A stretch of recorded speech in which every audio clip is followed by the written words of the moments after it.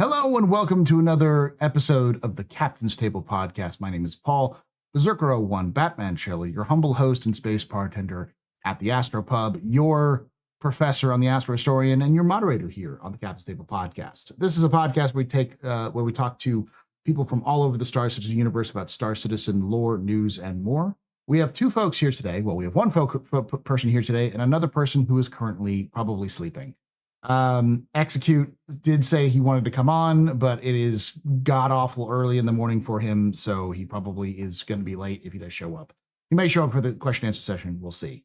But we do have a new face on the Captain's Table. You've heard his voice before. I was on the podcast, his podcast earlier this week or 2 weeks ago. I guess it's time is a myth. I don't know how my brain works. Mr. Jar Jar Jabroni, who are you? What do you do in Star Citizen? Where can they find you? Hello, Astropub. Hello, everybody. I am Jar Jar Jabroni. I am the host of Open Comms Radio.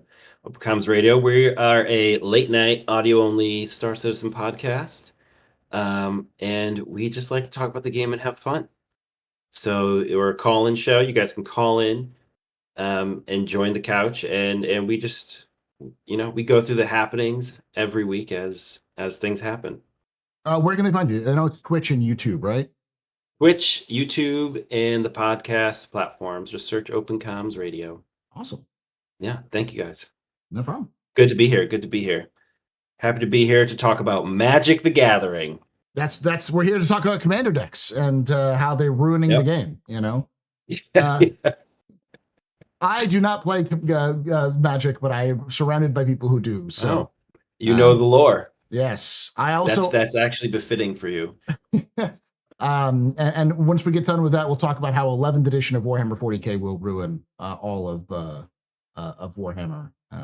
There you go, guys. You heard it here. 24-hour stream today. Today we're going to talk about the DefenseCon, about Star Citizen DefenseCon. We're going to talk about the ships and sort of the patch. We'll start off with the fun stuff. Let's talk about the ships. Jar Jar, get us started. What are your thoughts on the Starlight? We talked about the Pitbull, the Ironclad, and the M80 last time. We can talk about them a little bit later if we need to. But your thoughts on the Starlight?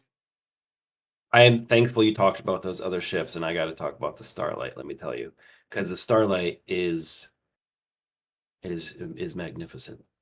In form, I don't know about in function, but certainly in form, it's awesome. It looks like a big old whale.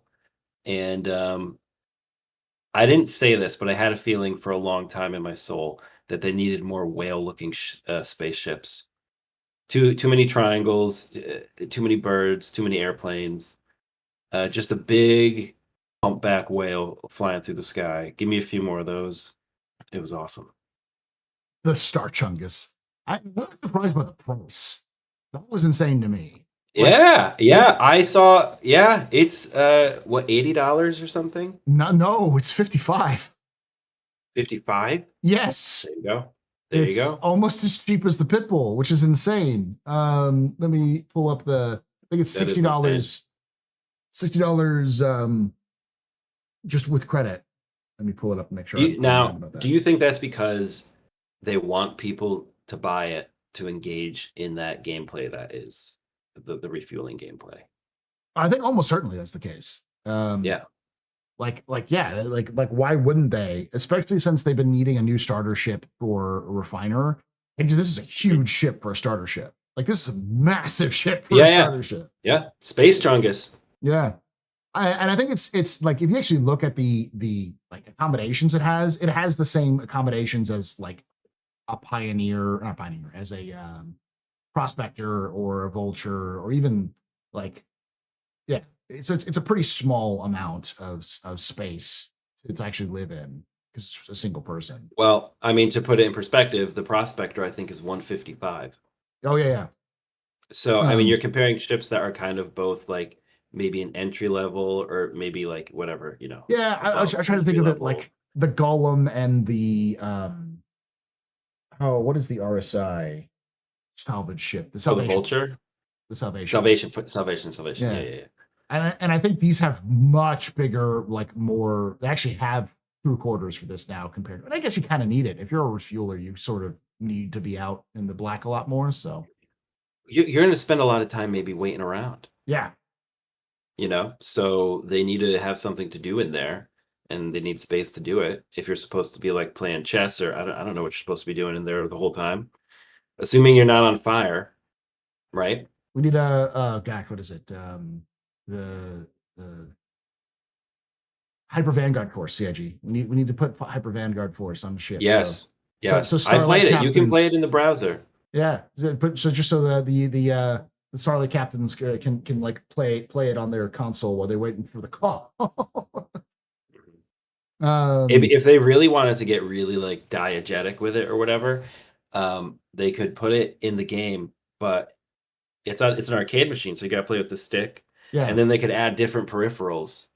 So if in the game you prefer to play Hyper Vanguard Force with mouse and keyboard, your character in the game could do that. But then if you wanted to play with a controller or maybe with sticks, they would work that in too. Yeah. But they have them in some of the arcade cabinets in Yeah, some of yeah. the stuff. So It's um just going to be games within games within games within games all the way down. eventually you'll be able to play Wing Commander 1 inside Star Citizen, you know. Please. Uh let me actually start with the question answer bot so we actually have that in there. Question answer bot. Yeah, so I've got a bot that This is for trolls. people? This is for folks to ask questions. If they ask questions, it'll actually pull anything that has the word question in it, and it will Okay. display it on our Captain's Table Discord and under the question bot section. So both you and me can read it, and it'll save it. And it pulls it from both YouTube and Twitch. So that's a nice Oh little, my gosh.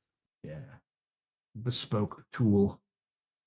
Um, but in general, I think the Starlight's good, and I do think that they're trying to encourage more players to do refueling. Yeah. Because they also have the new refueling missions for players to do. And Yep. I really do think, maybe it's just the conspiracy theorist in me, but I really do think that they're going to start pulling away some of the stations, especially in places like Pyro and Nyx, where like so that there's going to be a lot more of a range. Now that they have like NPC refueling, there's no reason to have a bunch of stations because you can just call NPC refuelers. So But they put all that development time into making these beautiful space stations, I and think then they they're can. just going to I think they'll tear pull them them. out. They'll either tear them out or they'll pull them back away. They'll like extend the range for them so they're further away. Okay, I see. So it's like you're going to have to take like a jump and you'll have to like refuel and that sort of thing. Um, and the argument for that would also be that in places like Pyro, they could reduce or remove or jack up the prices for getting refueled in Pyro from NPCs, so players have a better chance of doing that. Well, So would that extend not only the distance but the travel time? probably should extend the travel time a little bit, but I mean that's from Do station to you hate station. do you hate us, I Astropod? Do you hate do, the community? I do. Why would you where would you I put want this things to take idea? longer. Well, No, no. I do think that like you could still do distance. It's just you have to plan more because like there's right now there's no Oh, yeah, well, yeah, reason hopefully. there's no reason to have a refueler like with 5 systems. There's no reason to have a refueler that you'd have to use with other players. So, um, especially as the ways the game is now, I like what they're doing now, but they're gonna have to tweak it if they want to actually make refueling gameplay something that players can do for like fun. Well, that's the pickle they're in right now. If you do Mhm. those refueling missions, as I understand it, they're all PvE missions. Yes. Um, so that's, and people are saying, well, and then if I need fuel, so I'm just calling an NPC, and wasn't the whole point to have people refueling me? And Yeah. but they're testing it. I get it. They want to make sure it works first before you put, because I imagine that's a whole other layer of complication to put a player and a player together. Yeah. I mean, they So did it. I think that's coming. They've done it in the past, but I also think that like in the future they'll probably pull back from uh places like Pyro Nyx having refueling missions Mm, for like NPCs, like NPC being able to do it, and make that so yeah. like places like Stanton and Terra and Castro, because those are more like where the new players are going to go. So like if a new player screws up with planning, it's like don't worry, there's going to be someone to help you out. But the further you get away Yeah, from they're trying to civilization, please everybody. yeah, They're in that perpetual what do you call it? Purgatory. CIG lives in their own development purgatory because they promised everything to everyone. And Mhm. now they have to, probably now until the end of time, continue trying to meet all of the expectations that they put on themselves. But I So it's just, so they do that with these different systems, right? That's how they're yeah, doing it. and I They're do saying think you're going to get Stan, you're going to do PvE, and then you got to go to Pyro, and you got to have all the crazy shenanigans you want to do over there. I think that's their solution to at least the long term to being able like each system is a different gameplay style, so you can enjoy. You want to do this, you just got to go here, you know. Yeah, But I do think that there's a reason why they're doing the Starlight now, and it's that they're trying to expand refueling gameplay. So I wouldn't be surprised if we got like a slightly bigger, like somewhere between a Starlight and a Starfarer from another manufacturer, probably RSI, honestly, in the near future. So like they could yeah. have because Well, they'll have the small, medium, large, and capital with the Starfarer kind of being the capital class. can I say something here? Go for You know, no more RSI. Enough. it. Enough with the RSI. We don't need it. It's But fine. It's cool. it's It's nice. it's got to be everywhere, man. It like RSI should Yeah. have a role every. They should do literally have the thumb in every single type of pip. Well, All space congratulations. Doritos. All space They Doritos. do. Yes. Yes. You can put a triangle on anything. I get it. Sharp corners. You want it to look like the Enterprise? You want it to look like a Dorito? RSI has you covered. Uh, there's just, there's other manufacturers out there. I feel like it's been like 4 years of just pumping RSI. RSI, Every time a ship comes out, there's an RSI like alongside it. alongside it. Yeah, yeah. Um, the honest Calm down. the meta reason for that though is because like they basically rebuilt the ship team from scratch like 3 years ago, and the first ships that a lot of those teams did was RSI ships. Right. So they're like, we already know how to do RSI ships. Let's do more RSI ships because it's easier. So My response to that? Neat. yeah, do more, do more. Yeah, come on. Like, Diversify. all right. 3 years ago, cool. Yeah. I was doing something else 3 years ago too. All right. Speaking of something else, let's talk about the Tiburon. What's your thoughts on the Tiburon? Oh yeah. Well, that is something else. That is another aquatic creature. Mm-hmm. We had a whale. We got the whale and the shark. Yeah. Yep, very cool. I like it. I like the idea of it. Um, I like the laser head. Yeah, I don't know. I mean, what's not to like about it? Honestly, You have no problem with it? it's awesome.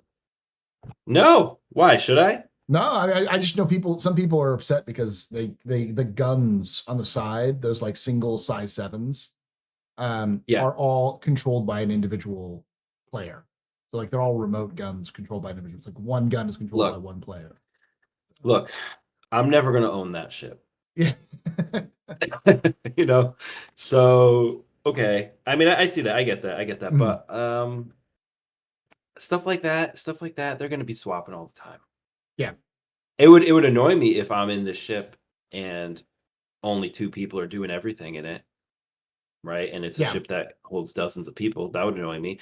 But I also think the turrets that you get in, that you physically sit in any ship, I think they're ridiculous. Mhm.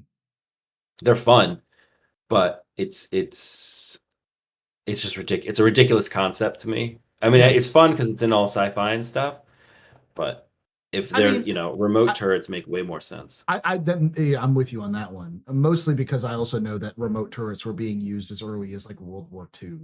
So it's not Yeah, like yeah, yeah. we're not talking Yeah. about some sci-fi technology. Like they were using remote No, turrets on like no, no. B-24s. So Yeah, but um they do it. All the cool, all sci-fi everywhere. You can mhm. just name them all. They all have these a version of a physical turret that you sit in. So, you know, I I know just why they want to do it, but I won't buy a ship with them yeah. personally. If it's got the ones you sit in, I'm like, no. What a weakness of my Mhm. ship. Well, on top of that is that as far as we know, we know that like there's been no confirmation of this, but one of the things that has been rumored that's been splitting around, and I know a lot of people will be like, but I heard on X commentator who said that this was said in China. Here's the reality: anything that's said in China for a Chinese bar citizen has two problems. One, somebody's asking a question in Mandarin that is then translated into English, and then the developers are answering in English that is then translated back to Mandarin. So you have no idea what is actually being said or being translated properly or incorrectly. So every year we have something where someone says, well, they leaked at the Bar Citizen in Beijing, that, and it's like, it's wrong because it's been mistranslated and copied through a filter effectively. Right, and then you translate it back from the Mandarin and you throw it in your Discord or your Reddit or whatever. Yeah. Yeah. You know what I mean? Yeah. So fine. Okay. So with that being said, there was a rumor from the Chinese Bar Citizen that they were going to remove that you could not blade manual turrets. So you couldn't put like an AI blade in a manual turret. Only remote turrets could have an AI blade and start installed into them, which was like directly opposite of what they've been saying forever. It's the whole like being able to turn your hammerhead into less people using them, but then more resource drain, like more power, more heat buildup, that kind of thing. So that may still be a thing, but that's still one of those, like, that's a risk you're taking. So CG might change their mind and be like, yeah, sure, you can't blade your man turret anymore. So well, that's the case with everything, isn't it? Yeah. Oh yeah. Yeah. Okay. We said we were going to do realistic audio, and then we're not doing it anymore. And you're like, oh gosh. Yeah. We had a 15-minute presentation about realistic audio, and we just decided we're not doing it anymore. And you're like, okay. That's the risk with a lot of stuff. There's some stuff you that's like get punched. Yeah. There's some stuff that CIG seems to be like set in stone, but there's a lot of the little details that might end up causing problems. So,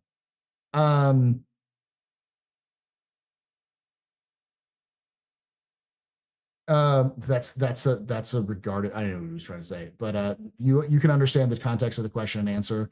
Knowledge, to be quite honest, every year there's been some big rumor that's come out of China that's been false. It's been straight up false. Like it would be one thing if it happened once, but it's been consistently every year. Like I remember one year they were like confirmed that Squadron 42 was going to the consoles, and it was like because Sandy said, "Do you all have PlayStations?" I think that's what she said at one point. And there's been no confirmation, anything like that. She didn't say it like that. She said, "You all have PlayStations," and it was mistranslated. Someone wrote it down and read it. Yeah. So, but I personally think the Tiburon's fine. Like it's the big size 10 lasers cool. And it does actually cut down on the total number of required crew members to utilize it. It's just 5 versus the 8 that the Hammerhead has. Okay. So, okay, and let's be honest. It doesn't add anything new. It's not like a new gameplay feat. And the laser's cool. That's probably the new thing about it. Yeah. But in terms of like the game, it's just like one more. Yeah. So I'm cool with it. All right. Well, I think that's a kind of a good rundown of the ships. I wish if Execute were here, we could have done another 25 minutes. I know. He would have been like, actually, Paul, let me tell you what they said in Hong Kong. Yeah. Yeah, it's the same size 10 lasers, the Idris K. Yes, but it's new for like the Hammerhead, the Tiburon, I guess, for that size, because there's nothing but that size here. Let's talk a little bit about 4.8 as a patch. It's no secret that when 4.8 came out, it was a flaming dumpster fire, and like half the stuff was broken. People couldn't get access to things. I heard people being like, "It's 3.18 all over again." I think it was a little hyperbolic, but it was still pretty bad in terms of like for the first 3 days, you couldn't even get access to contracts and such. Yeah, I had a very adult-themed rant on it when it came out, so I will not do the same one here. But it was just, and it was exhausting. Yes, when it drops and you go, oh, okay, and you see people going on your Discord and popping in and out, and everyone's there to play for like 4 hours, and then after like 40 minutes, people are like, nah, I'm gonna go do something else, and that happens, and you wish it didn't keep happening. But, well, It was What even happens? worse. It was worse because there's so many people who seems to have come back because like there was a wipe. So like, oh, wipe, I can come back. And like they'd been away for like 2 Yeah. years waiting to come Yep. back. And so they hadn't really experienced that. Like 2 years ago was pretty bad. But since like 4.0, the game's been fairly stable. A lot of the problems we've had in the past weren't really there. And then suddenly they released this patch Yep. clearly too early. It clearly needed another Oh, week. I wonder why they released it so early. Because they needed a fucking sale. It's the time for the sale. The money gotta go. We got the money. Yep. Yeah. And so they pushed it too early, and then we're like, oh, we'll fix it on the fly, and you just kind of got rightfully berated for that decision. Yeah, and I don't understand. Like, they know they're trying to push stuff.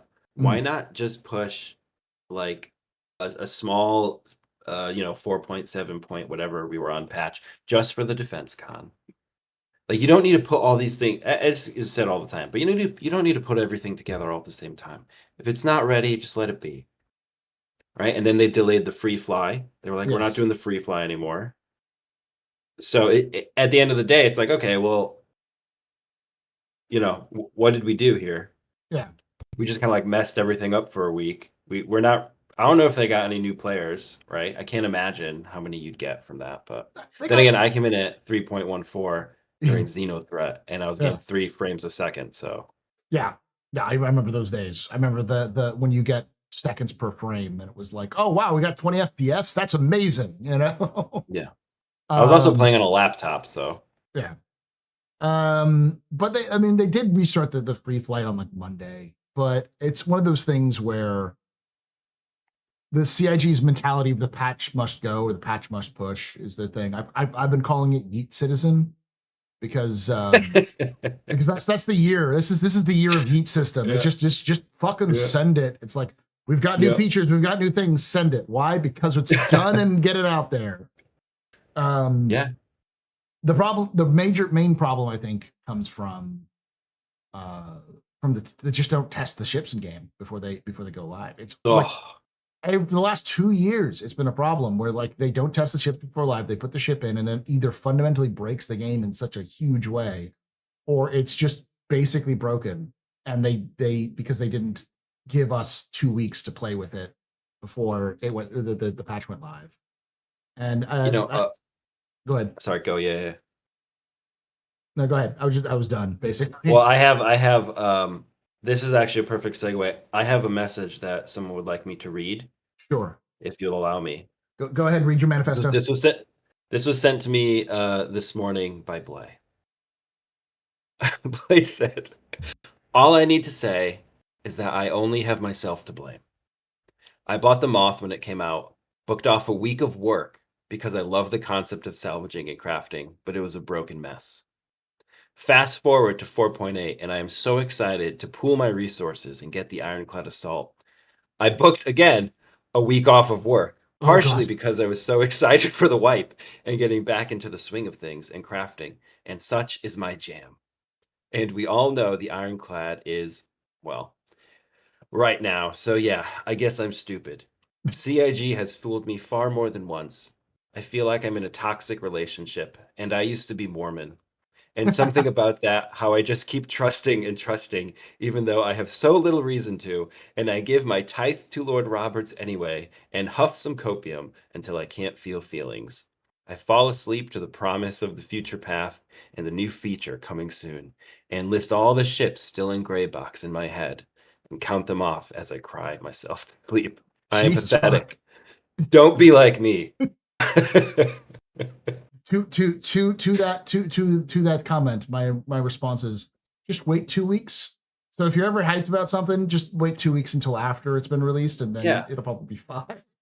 Yeah, but wait 2 weeks. Don't take the week off work. Yeah, if you're gonna take a week off work, take a week off work like 2 weeks after the release. Like when Squad 42 comes out, don't be like, oh boy, I'm gonna take an entire couple weekend or week off work to go play Squadron 42. No, wait like a month or like 2 weeks for them to get through some of those day one issues. So I feel like you need to repeat that for everybody. Were you guys listening? Do not take a week off of work when Squadron 42 go to class, go to Yeah. work, whatever responsibility, feed your Just kids, put your head muffs on. Just don't like let don't it go to be. any don't get to go to any places to get spoiled. Just chill out and avoid anything, and then go play like a week later. Right. So Remember, we've never seen it work.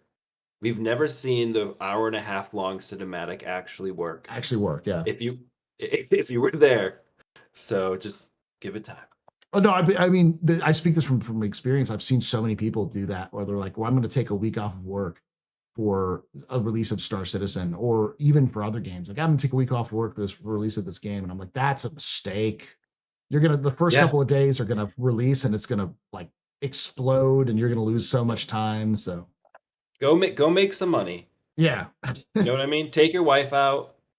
You know what I'm saying? yeah, Go call your mother, tell her you love her, and then yeah, 2 weeks later. exactly. But since that initial like clusterfuck of a release, has 4A gotten better for you? So yeah, I played it 2 nights ago. I played it. I ranted. I didn't play it for like maybe a week or days or I don't know how long. I came Mhm. back. I played it a couple nights ago. It was working fine. All the missions were there. Everything was back in. It was working as intended. I didn't have a single problem playing it. So whatever was wrong with it, I guess they fixed it. Smooth as butter. Yeah. It's gotten Yeah. better in my experience. Like, there's still some problems, but a lot of the problems are like classic Star Citizen problems rather than specifically for Right. this patch. Stuff that CIG has to hunt down and fix. The only thing I would say that isn't been fixed is like the Ironclad is still kind of a mess. There are some straight up voodoo Yeah. ceremonies you can do to be able to get the Ironclad to work, but it requires like someone explained it in my chat earlier. It's like you got to bring up your Ironclad and then you got to take your command module and you got to throw away the command module, and then you got to put back the main body, and then you got to call up a regular command module, then put it to the side, and then call up that body again, and then attach the new command module to the body, and then it works. It's like, Yeah. Again, feed your kids. yeah. Call your mother. This is not a good use of your time. Let it be. It'll work itself out. Yeah, I got people like that too. And Yeah. sometimes I ask them like, how do I? You know how like your jump drive, your Yeah. jump module keeps coming out of ships. A friend of mine, someone from the show, is like, oh yeah, this is how I do it. And it's one of those things. And I asked him the other night, how do I do that? And I'm just gonna go buy another jump module. It's gonna take the same amount of time Yeah. as to do all this hula boo or whatever. So Yeah. yeah, but Um, that's the magic of it, you know. well, When it's you when you know when you're it, that guy who knows. who knows how to do it. Yeah, and I've Hmm. I've I've played around with Star Citizen enough to know all of those stupid little tricks and tips to do it. And I've Yeah, gotten to the point where I'd be like, oh, I can recognize when something's happening. But oh, okay. So I just quickly do the little trick, and I usually have someone go, "How did you get that to work?" And it's like, I'm trauma, deep embedded trauma yeah, yeah. experience. The Uh, same way it's the same way other people make $1 billion. yeah, Same process. exactly. Um, but I do find it's weird that I think it's just the Ironclad. It's like the Tiburon doesn't really have any problems. The Pitbull doesn't have any problems. People freaking love the No, yeah, N80. People are like in love with that ship. yeah, It's one of those love or hate ships. People really like the Starlight. Like, I haven't heard any complaints about love any it. of the other ships. It's just the Ironclad is busted for some reason. No, for some reason, it's because of the crazy command module stuff that they're doing. So Now, Astropub, can we, since we're coming end on ships and we're talking about DefenseCon, yeah, can we talk a little bit about, I mean, the star of the show, the store, the store. the Okay, online store for a second. sure. So when we were chatting last a couple weeks ago, I said, "Oh, can't you like upgrade and add the insurance and everything?" Yeah, I've figured out I figured out what's happening here. If Are you gonna pull up the store? Is that what you're yeah. I'm doing? pulling it up right now. Okay. If you go to the store page today, for example, I believe if you just click on the Drake DefenseCon page, it's the Hercules, and so there's these daily deals. This It's the Hercules. So the Hercules is now like $560 or whatever. And what they do is they put that on for the day, and that has a 10-year war bond. This is the only way. you can upgrade a ship that doesn't have like an LTI or something to a 10-year that I know of. Is like during this event. Now, I was a fool, a jabroni, and I was like, "Oh, cool! I'm going to take my Star Citizen Squadron 42 package, which has the little Aurora with it, and I think it has like 3 or 6 months of insurance, and I'm going to upgrade that to a 10-year."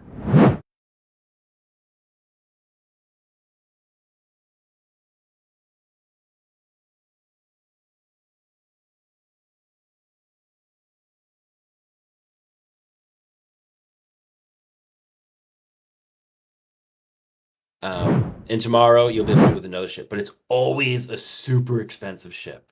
It's always a ship you're gonna have to pay hundreds of dollars to do it. I would prefer, CIG, hear me out, if you would allow those 10-year war bond upgrades to smaller ships so that I could upgrade and get my 10-year insurance and upgrade my Aurora to something like, you know, Nomad or whatever, a 100i or what have you. It doesn't always have to be the oh, I'm hearing myself. What's going on? I don't hear you anymore. Oh no. Am I in the double zone? Is this a Doctor Who episode? What's going on? All right. Well, I don't know if this is a good time maybe for us. We can start talking about magic cards. Elenda, Saint of Dusk. I don't know if you know her. I'll turn the light off. Elenda, Saint of Dusk. There she is. This is the commander. Do you need technical difficulties? If you guys can hear me, look at this swamp. Look at the art on that.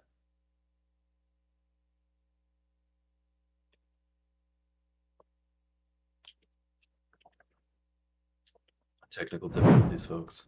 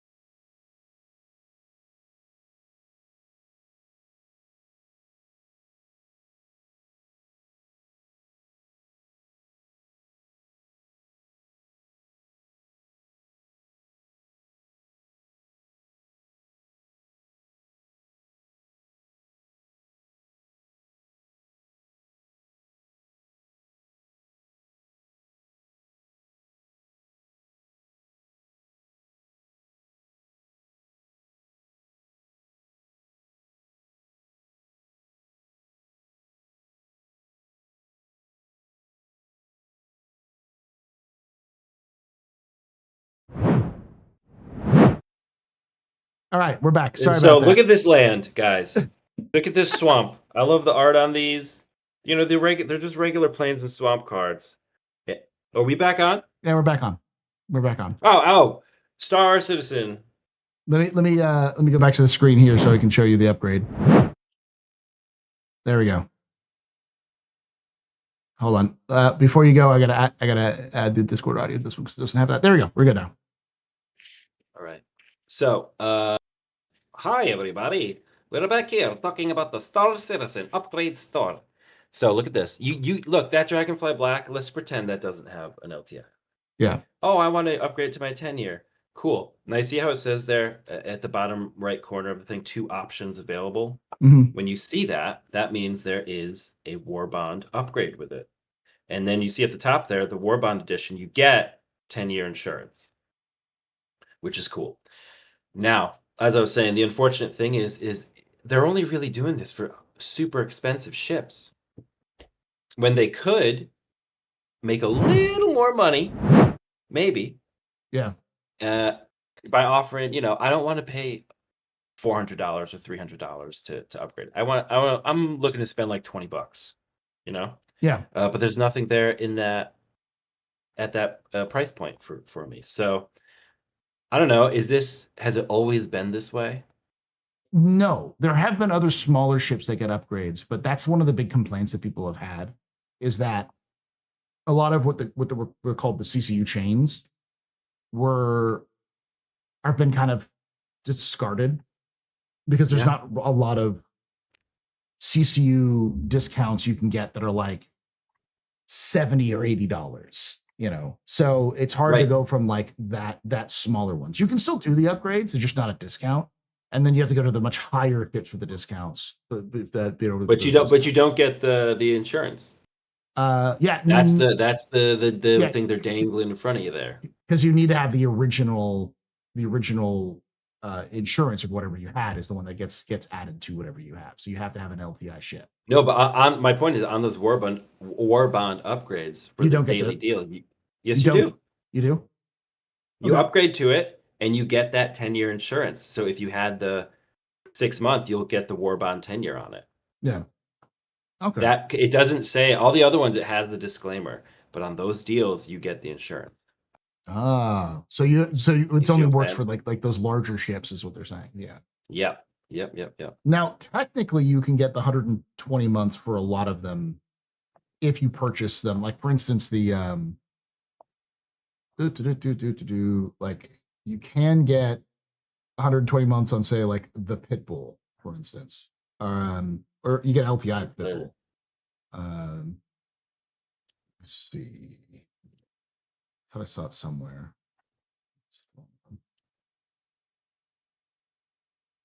Pull it up real quick. Like you can get Now, a 100 and let's see, you offers. Yeah, like if you buy like just like the A1, for instance, you can get 120 months straight up. So like almost all the ships they sell during the event are yeah, 120, but you can't cross chassis up to it. So exactly. okay. This is the Star Citizen roller coaster ride of DefenseCon. We could probably talk for, another If, hour. if Execute was here, it was actually perfect because he's actually done this sort of thing a lot in terms I of know. like I was CCU trying to wait chains. for him. I was waiting Um, for him, but I can't wait anymore. Execute. If you're waking up right now, sipping on your coffee or maybe tea. I don't know what they drink down there, but come on we in. miss you. But you've blown it. You've blown it. You've lost your chance. Execute. It's time. Well, Time to speaking of move on. money, why don't we talk when we talk a little bit about the elephant in the room? Do you think CIG is going to reach 1 billion total dollars raised by the end of the sale? I think CIG is going to reach $1 billion tonight. Really? I think they've reached $1 billion. I think. I mean, it's like what is it from The Watchmen, Dr. Manhattan, Yeah. right? It's like this already happened, Yeah. sort of thing. This is set in stone. This has existed. It has always existed. Mhm. Yeah, Chris Roberts, the billionaire. Yeah. This is the path we are on. Yeah, I think it's inevitable that they're going to get a billion raised. The question is more, do you think it's going to happen during the sale or after the sale? I think it'll happen by time. Sale ends on Tuesday. Yes. DefenseCon ends Tuesday night. So, and well, all the ships and everything they're doing and their sneaky little upgrades and whatever, they're gonna make the money. But maybe on the last day, they could make if they're gonna do what everybody thinks they're gonna do on the last day. Come on, they can make Squadron. yeah, they can make half a billion in a day. I don't know. I don't know what that would be. I don't know what their plan is. Uh, Yeah. that would be it. Yeah. They're currently on pace to break a billion during the last day of the sale, which is like the 26th, 27th. Plus, we also don't have the Odin released yet. So, now, sorry, but there is actually another important date here. Mm-hmm. So the 26th, Tuesday, DefenseCon ends, and they are targeted to break $1 million. $1 billion. Astropub, $1 billion. Yeah. Excuse me. That was a very Dr. Evil moment. Yeah, $1 million. $1 million. Do you happen to know the importance of the 27th of May 27th, the following day? No. Anyone in chat? Does anyone in chat know the importance of May 27th, the following day after DefenseCon, that CIG is targeted to make $1 billion? Throw it in there. Anybody? Go on, chat. Don't fail me. There we go. Someone knows it. It's Chris's birthday? Chris Roberts' birthday. Oh. You heard it here first, folks. Oh. You think for his birthday he'll announce Squadron 42? Dude, I hope for his birthday he doesn't do anything for Star Citizen. I hope he goes out and has Enjoys a margarita. I hope he hangs out with his wife and kids or whatever. I hope him and Jared go play air hockey or whatever they do. But nonetheless, they will make $1 billion. Mm-hmm. I hope they're like $2 short. You know what I mean? They're coming with just fucking close enough kind of thing. Yeah. That's me having gone through the pain of backing this game. Really, really just want them not to quite make it. To see a slightly deflated Chris Roberts wakes up on his birthday. Oh, like $2 short. He tells his kids, he's like, "Hey, go buy a rifle, buy a Connor rifle." I'm like, "Dad, I'm not buying a Connor rifle." No, but it is. So, guys, everybody do what you can. Wish Chris Roberts a happy birthday. Not before his birthday. I don't know what the superstition is, but try to be as cultish as possible when you do that. By the way, like super fanboy. That's the only way Chris can enjoy himself. Is and maybe take your shirt off when you do it, and maybe you have something painted, or maybe you got a freelancer tattoo on your shoulder or something, and you really want to impress him. Show him that. Yeah. Oh, that would be funny if they were just like a couple of dollars short and just have Jared record himself walking up to Chris's desk and just throwing a $5 bill at him and be like, "Here you go." No, they have a telethon. They get like Mark Hamill and Gillian Anderson, and they're manning the phones, you know. This is a small segment of what Open Comms Radio is like, by the way, chat. So imagine this, but with like 7 people, you know.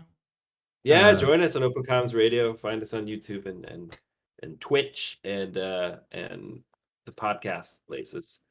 We're just hanging out. Yeah, no, I think they will reach $1 billion. It's inevitable. Now, I do also want to like emphasize the fact that like $1 billion is not like CIG is. Chris isn't sitting there being like $1 billion.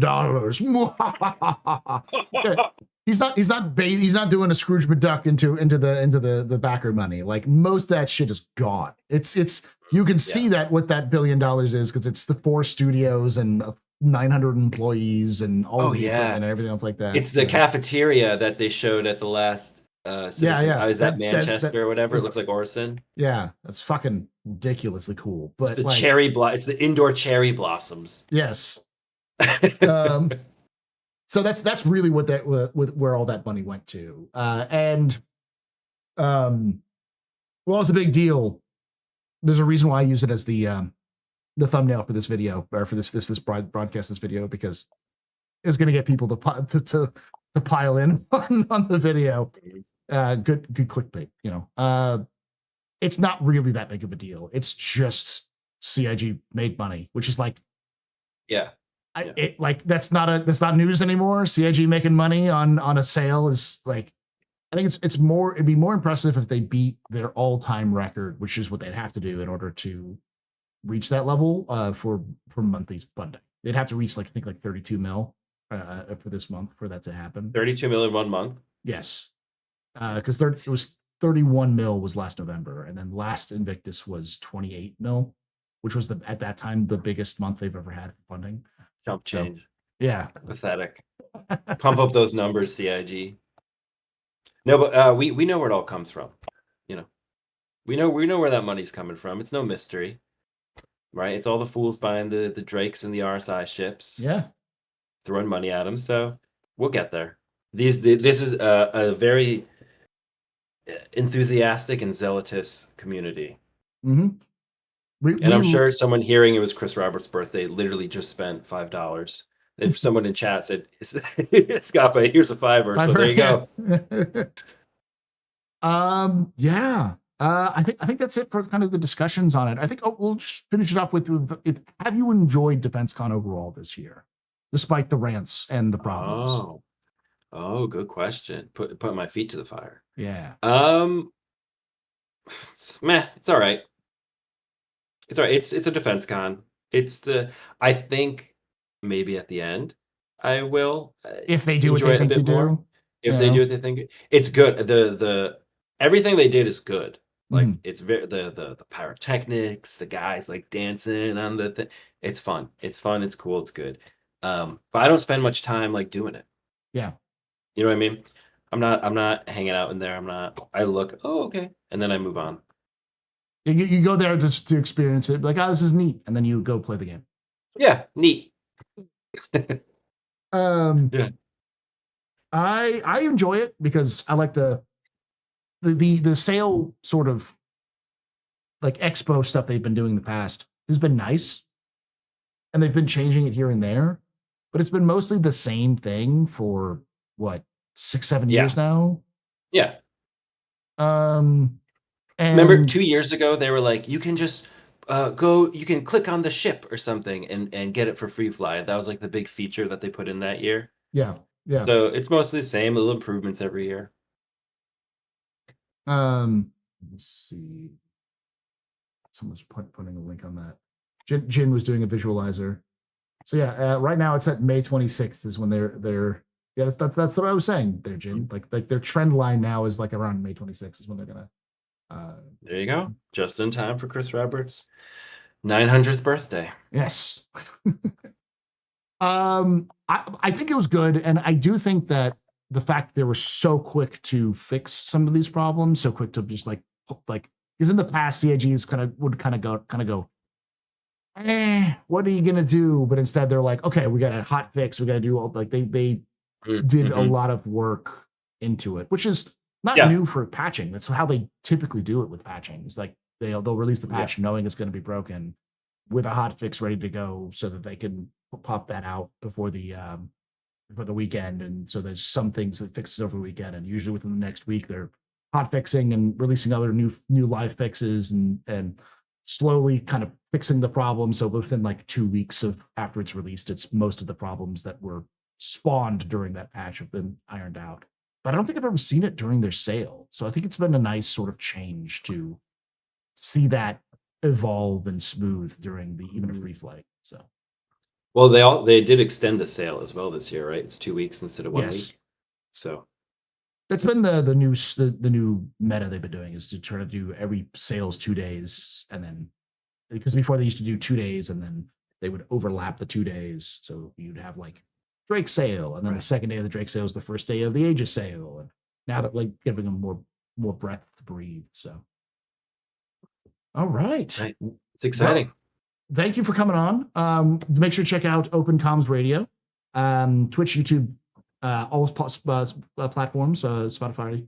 Not all of them. Most of them. Many of them. Most of them. Yeah. And if you did enjoy this, we do this on Saturdays at twitch.tv/the Astropub, youtube.com/at the Captain's Table Podcast. We do this at 1 p.m. Pacific, 4 p.m. Eastern. Would love to have you come join us live. We're going to take a few minutes break here. But if you're watching this or listening to this in the podcast format, it will be just both the sections will be meshed together into one glorious long podcast for you to listen to while you're driving or going to work or whatever. But for those of you on YouTube, because YouTube doesn't like very long videos, I like to try to split it up a little bit. So we'll split it up for this video, and then the question and answer session that we'll be doing next will be the next one that'll pop out. Thank you for watching. If you did enjoy this, make sure you like the video, subscribe for more content, hit the bell icon to be notified of release. Comments down below on your thoughts on your experiences. I want to hear your great, wonderful experiences and your awful experiences. I want you to tell me where Chris Roberts touched you on the doll. Wrong show, Astro. But also tell me a little bit like your thoughts on the new ships. Do you think we're going to get Squadron 42 announcement? That's the sort of the thing we've been dancing around. Because we're going to, hopefully next week we'll be talking about Squadron 42. That's the topic. So I'm hoping that I was smart enough to be like, see, I anticipated this. Because otherwise it's going to be a very salty stream. We're just sitting there being like, why didn't CIG announce it? This is dumb. Well, either way, we'll celebrate our Lord and Savior Chris Roberts' birthday. Yes, holiday. Star Citizen holiday. Yeah, if you want to take off work. I'm sorry, it's it's a religious holiday. I must observe a religious holiday. You might even get off work for free. There you go. Paid vacation. Thank you so much for hanging out. And like I say every time, hope to see you someday in the black.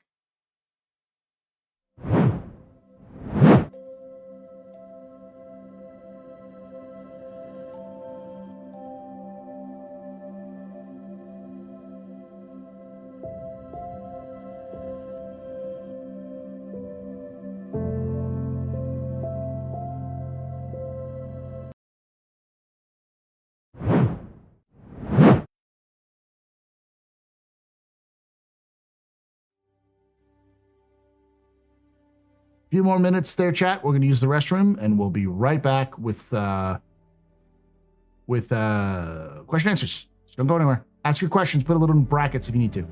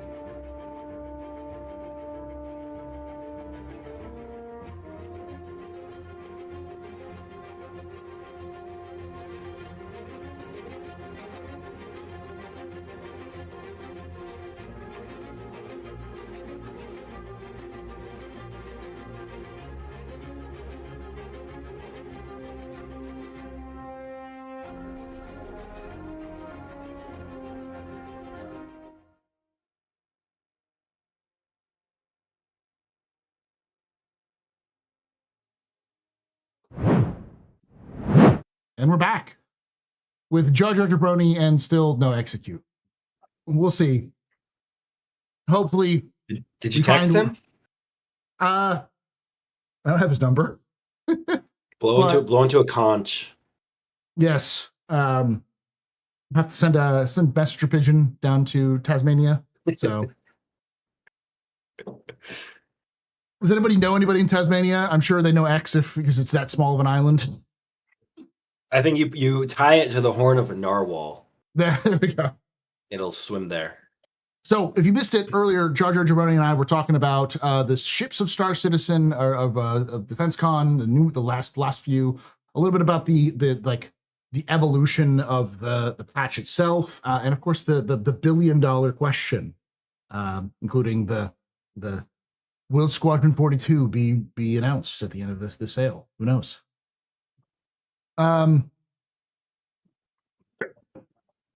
So, with that being said, this is the question and answer session, or the After Dark section, where we talk a little bit about, we take questions from the audience. It gets a little spicy sometimes. We'll do our best to answer them.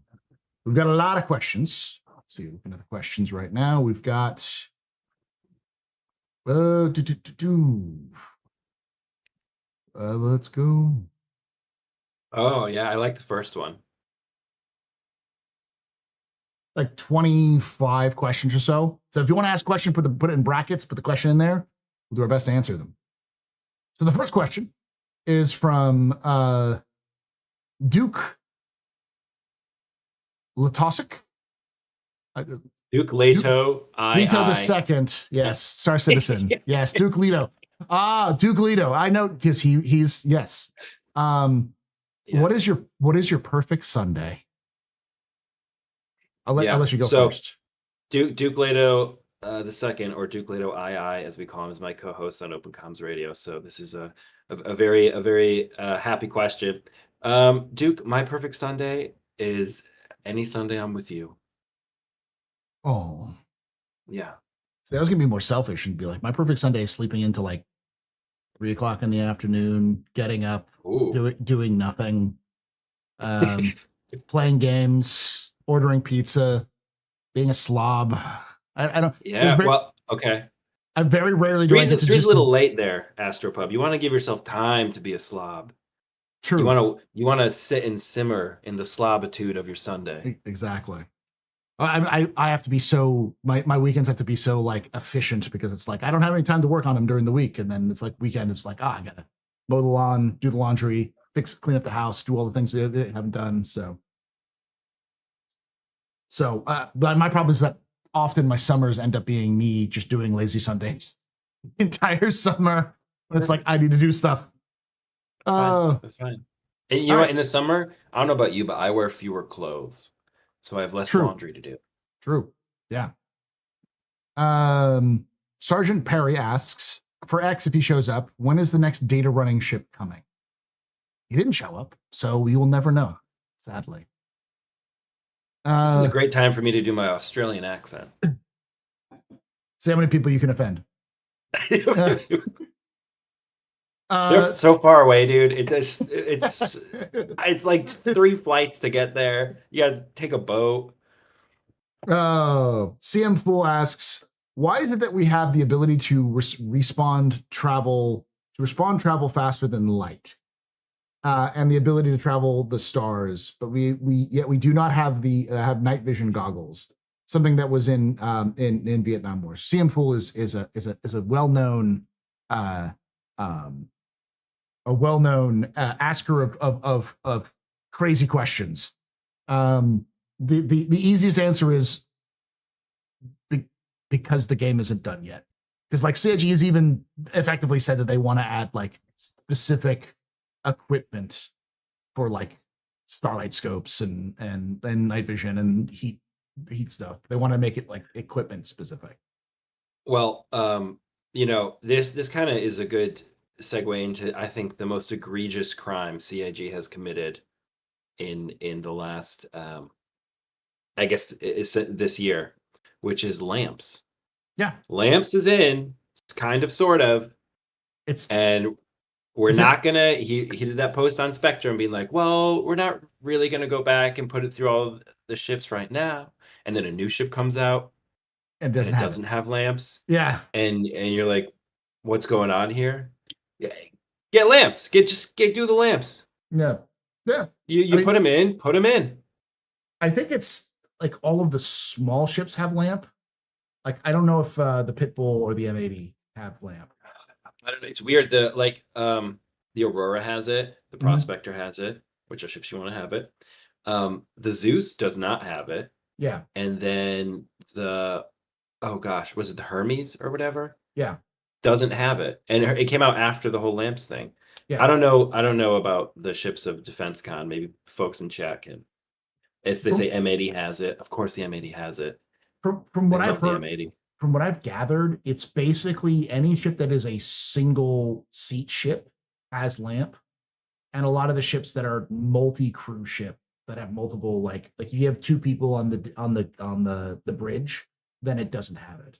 The only exception to that is Why? like the mole and the and I want to say the moth. I think they both have lamp. Um, Why is that though? That doesn't make any sense. I don't know either. It's just they said it has something to do with like how they do cockpits, but it's like Well, CIG, do it differently. yeah, you can do it again. Stop Redo doing them. it that way. Yeah. Yeah, put it in all the ships. You put it in, just finish it. Just we're done. We're not at we you you're we're not at the point. You can't be doing this anymore. You put something in, you got to put it in. The other thing is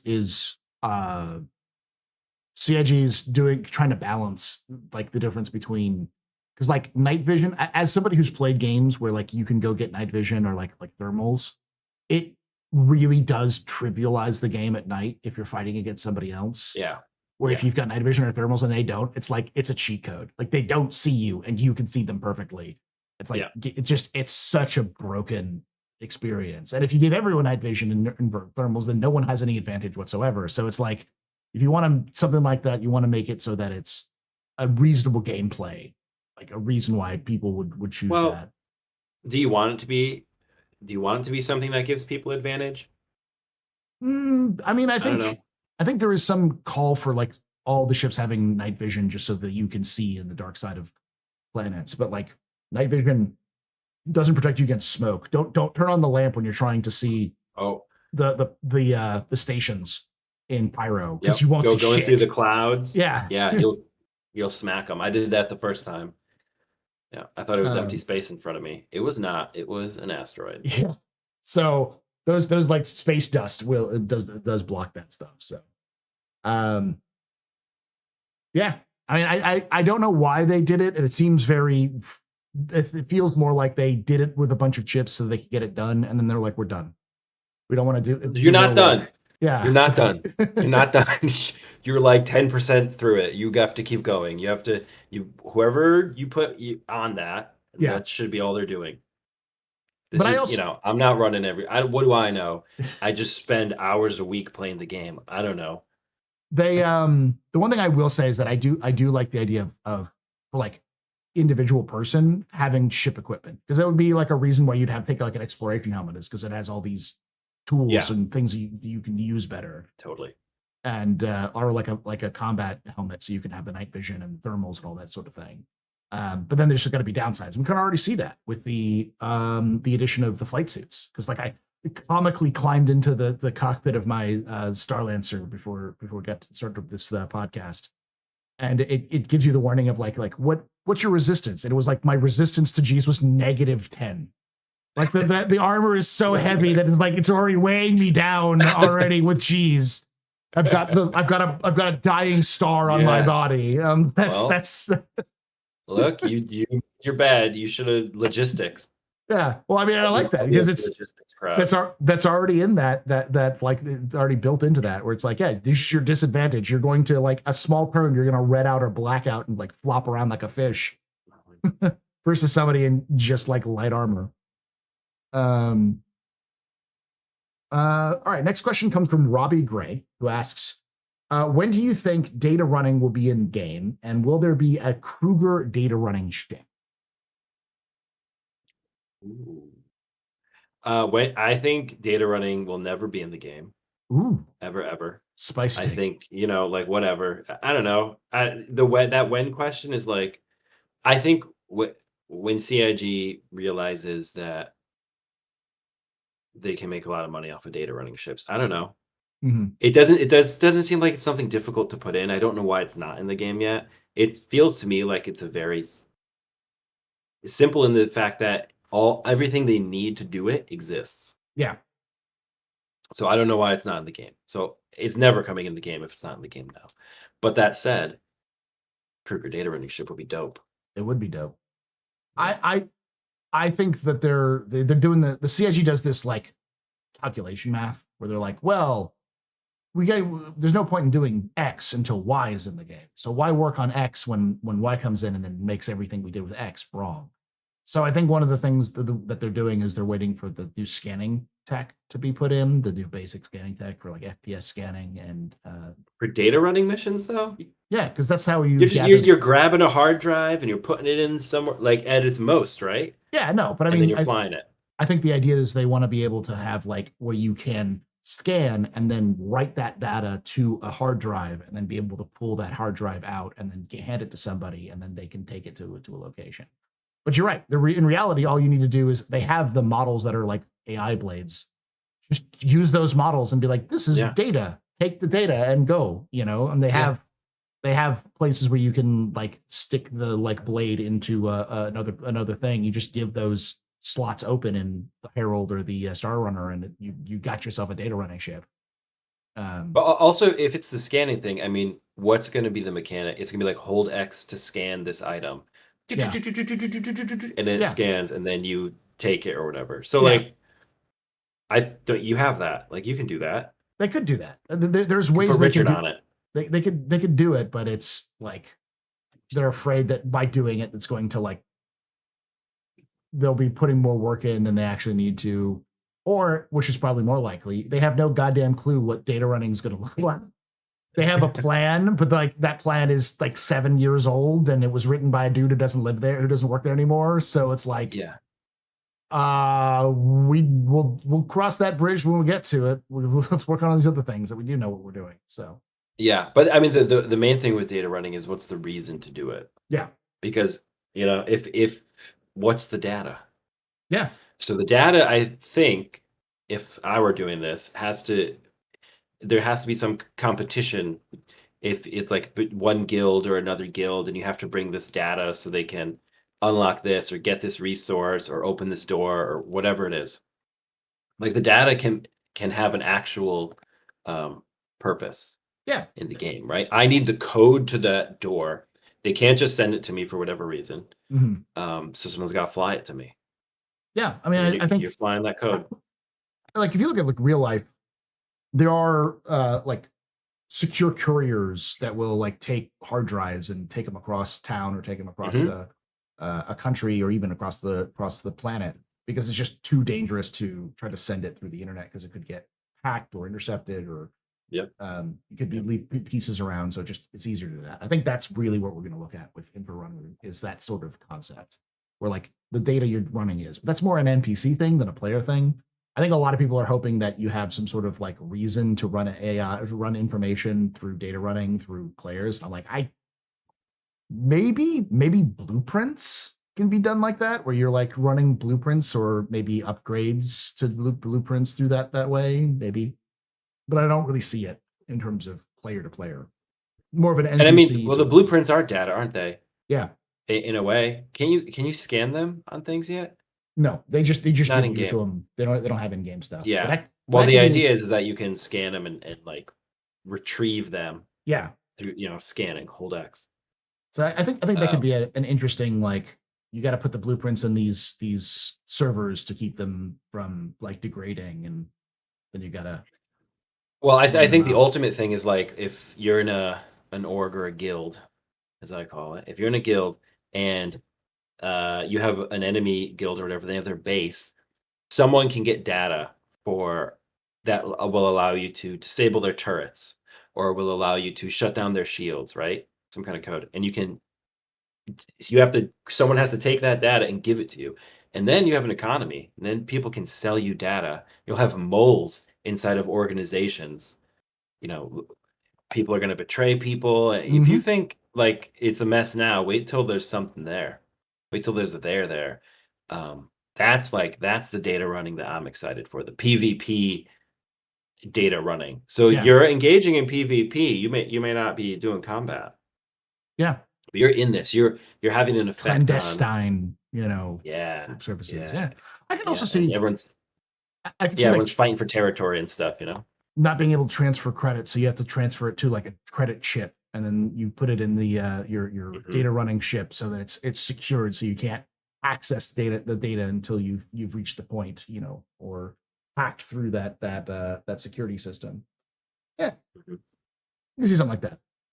All right, next question comes from CX Selt, who asks, given the massive advantage longtime players have through accumulated ships, gear, and wealth, would dedicated 1.0 start from scratch servers make sense? Every player would begin with nothing, taking local planet-side jobs to afford off-world travel, then progressing into orbital and system-wide contracts. Would that create a fairer, more immersive progression experience?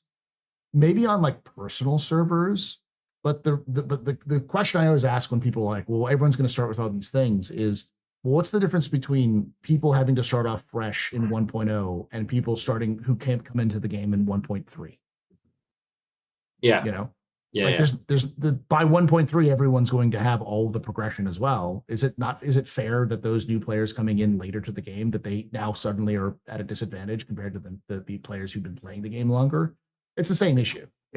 So it's really not. I don't think it's really much of an actual issue. It's more of a CIG sort of already solved this problem with blueprints. Like if you want to make anything that's decent, you have to make it rather than buy it. So your ship that you get from buying it is not even, it's like a tier 1 ship, and it has none of the advantages. So you're gonna have to replace all that equipment with better equipment. And if you want to get a better ship overall, you have to get the blueprint for that ship and then build it from scratch to a tier 2 status. So really what you're getting is sort of like a nice little like, hey, you can get started in doing more of the activities that'll get you more things, but it's not really an advantage unless you have coordination with other players. Because trust me, somebody who's done blueprint farming, it sucks ass unless you have a group of people. When you're with a group of people, it's fun, but when you're trying to like farm one or two things over and over and over again, Yeah, it can yeah, be yeah. mind-numbingly boring. So, Which is not a good look. yeah, Mind-numbingly boring is not a thing you want to be heard about your video game. But that aside, I think that's more to do with the fact that there's lack of context and there's lack of variety right now. I've also been playing the yeah, game. it's literally the same exact thing. Yeah. Yeah. And but I've also been playing the game for 13 years. So, like, when you've been playing the game, well, that's not 13 years, but like since 2013. So when you've been playing the game for so long, it's like, yeah, I've played this same mission 7 times Right. in the last year. Yeah. That's Um, me with the delivery missions. yeah. And sometimes it's not too bad, but it's like when you're specifically grinding out a specific mission to get a specific blueprint, and it's not your like frame of what you usually do, it can be frustrating. And but also on top of that, once you got the blueprint, then you have to go get the resources to be able to make the blueprint. Yeah. And that's a Yep. pain in the ass because you have to go find around. So again, a lot of that stuff is it's so much better with a group. And if you're a new player, you can find a group. You'll be able to find a group, and a group will be like, hey, even a group of new players could get together and accomplish a lot of things that players who already yeah. have stuff for would be. Because like you can get like a golems, fleets of golems, and other things to do. Oof. So Oof. I don't want to see yeah. that. What are your thoughts? Do you think they need like a fresh wipe server sort of thing where you Yeah. can? Look, it's never gonna happen. I paid for my spaceships. I paid for what I paid for my hangar. But everyone's gonna start like they did now with the wipe, and it's not everybody's poor when they Yeah. start the game. You know what I mean? And you're not gonna have the things that matter, really. The spaceship's not really gonna matter. spaceships are, aside from maybe fighters and stuff, space shops are largely cosmetic, right? Like they're working hard at it, but if you're out there in a mining ship, you're not at such, and if you're playing alone, if you're in a mole, I Yeah. think if you're in a mole, you're at a little bit of a disadvantage if you're playing alone in a mole and you're not in a prospector, you know? But then the second you get a second person, you'll be whatever. You'll be fine. You'll double your productivity. So no, I don't think Yeah. it's a thing. So I'm saying what you will have is version 0.1 is experience. You have a huge advantage compared to those who play it for the first time, no matter how much credit you Yeah. have. True. But Yeah. you can start off with a starter package, which I still believe the vast majority of people who actually own this game just have like an Aurora. They bought an Aurora in 2012 and they fucked off and they're not going to come back until like the 1.0 and they'll show up at 1.0 like, hey, I got Yeah. that. And I know people who play the game regularly now who just have a starter ship. So, you know, We call those people smart people. yeah, the smartest people in the Yeah. the universe in the game. We call those people well put together. Yeah, they have their priorities. Yeah. Polite. Yeah. Um. Uh. Diversions. But yeah, but that experience will also not carry you as far because as the game changes, like 1.0 is likely going to be different from 4. Whatever 4.x before 1.0 drops. Yeah. Yeah. And I hope they actually have some time for like beta, like a beta 1.0 before 1.0. But you know, they're going to change flight models in the next year and a half at least. So not to mention they're going to add atmospheric flight models. They're going to be they've already started to change up some aspects of mining and salvage and all that kind of stuff. So experience can only get you so far. It gets you to the point of like understanding the basics, which with Star Citizen means a lot because holy shit, this game is like a cliff face trying to play it sometimes. Yeah. I mean, most times. Recently, Yeah. it's been good. I don't want to, Yeah. but it Yeah. is. The The learning curve prisoner is a says face. Yeah. the prisoner says 40 auroras, starting with 40 auroras. Yeah. Yeah. Oh, Yeah. yeah. Are you at an advantage if you have 40 auroras? No, not really. I mean, you don't have to wait to claim your ships, I guess. More engineering gameplay also. Yeah, like I'm fucking garbage at engineering. I don't know how it fucking works other than point beam that thing and press button. I don't even know That's how it. You to got it. I don't even know how to read the engineering schematics. Like I know people who are like, oh yeah, that's this specific thing, and it's our whole strength is at this percentage. And I'm like, where the fuck do you see that? I don't see this anywhere. I see numbers all over the place. This is what I see. But yeah, more engineering gameplay plus gosh, what was it? Someone said there's like base crafting. There'll be a lot of other things coming in which we don't know about yet. So Wink, wink. Um, Gargoyd asks, is there any chance that they'll remove the survival aspects of the game? I stopped playing when that was added in. I doubt it. The food and drink. Look, if you're not playing because of that, I mean, that's nothing. It's I It's don't want nothing. to. Some people just don't want to do it. Don't want to deal with it. That's their business. But like my experience is that you need to drink a cruise every 2 hours of playing to be able to just top off, and you I can mean, play for 4 hours without ever eating or drinking. yeah, say every 90 minutes Yeah, you sip on a cruise, or you land in a med bed, yeah, right? Or you probably already died because you flew into an invisible asteroid or yeah. something. That's usually what happens. Yeah. Yeah. And Um, they haven't closed the biological game loop yet. oh yeah. You're just ingesting things. Wait till you They gotta haven't poop. even. Yeah. You know how they haven't put lamps on all the ships? Yeah, Because the same thing with this. They got halfway through the feature and they have to apply it. So they put in those the toilets in the ceiling, yeah, the sinks or whatever that the Xi'an yeah. whatever they do with them. It's coming. Well, on top of that, there's there's the what was I gonna say? Like food and drink is also gonna be connected to stamina. and crafting. So like when you make, if you're like really good at making food, like you've got the right blueprints and the right tier of food you can make, it'll probably affect like how fast or slow your food goes up or down, and or water goes up and down, and then also how like stamina buffs and other things like that. It's the survival aspects are linked to other parts of the game Yeah. to impact those more often. Also, it's cool. Just really quick, it's cool when you're playing with people and they go cruise break. Yeah, Everyone takes the helmet off. Yeah, it's cool. It could be tuned a little bit differently, but I think when they add more of the like variances on how fast or slow you go, but depending on what kind of food you eat or drink or water you drink. Yeah. Yeah, I think You're just popping whammers and you're Yeah. You're gonna be heavy, dude, if you're popping whammers all the time. There's gonna be somebody who's gonna be like I'm the professional cook. What I do is I have tier 3 in all food, and I just sit there and I make you food and you eat it and you're like, wow, my hunger bars moved 1% in 4 days, and it's like, yes, because you have my food, you know. So That's cool. Well, don't you just want to be a space bartender? yeah, I want to make my own Mix and booze. drink? I'm There you gonna go. like distill and brew my own beer and distill my own whiskey Great. and if they let me do it, I'm gonna do it. I'm gonna craft it. Will it do anything? Probably not. Maybe it'll get you fucked up faster. That's fine, but it'll probably have some Yeah. value. Someone will want to buy Astropub special, Paul Shelley special edition, vodka or whatever. Sure, I'll buy it. I'll steal it. Yeah.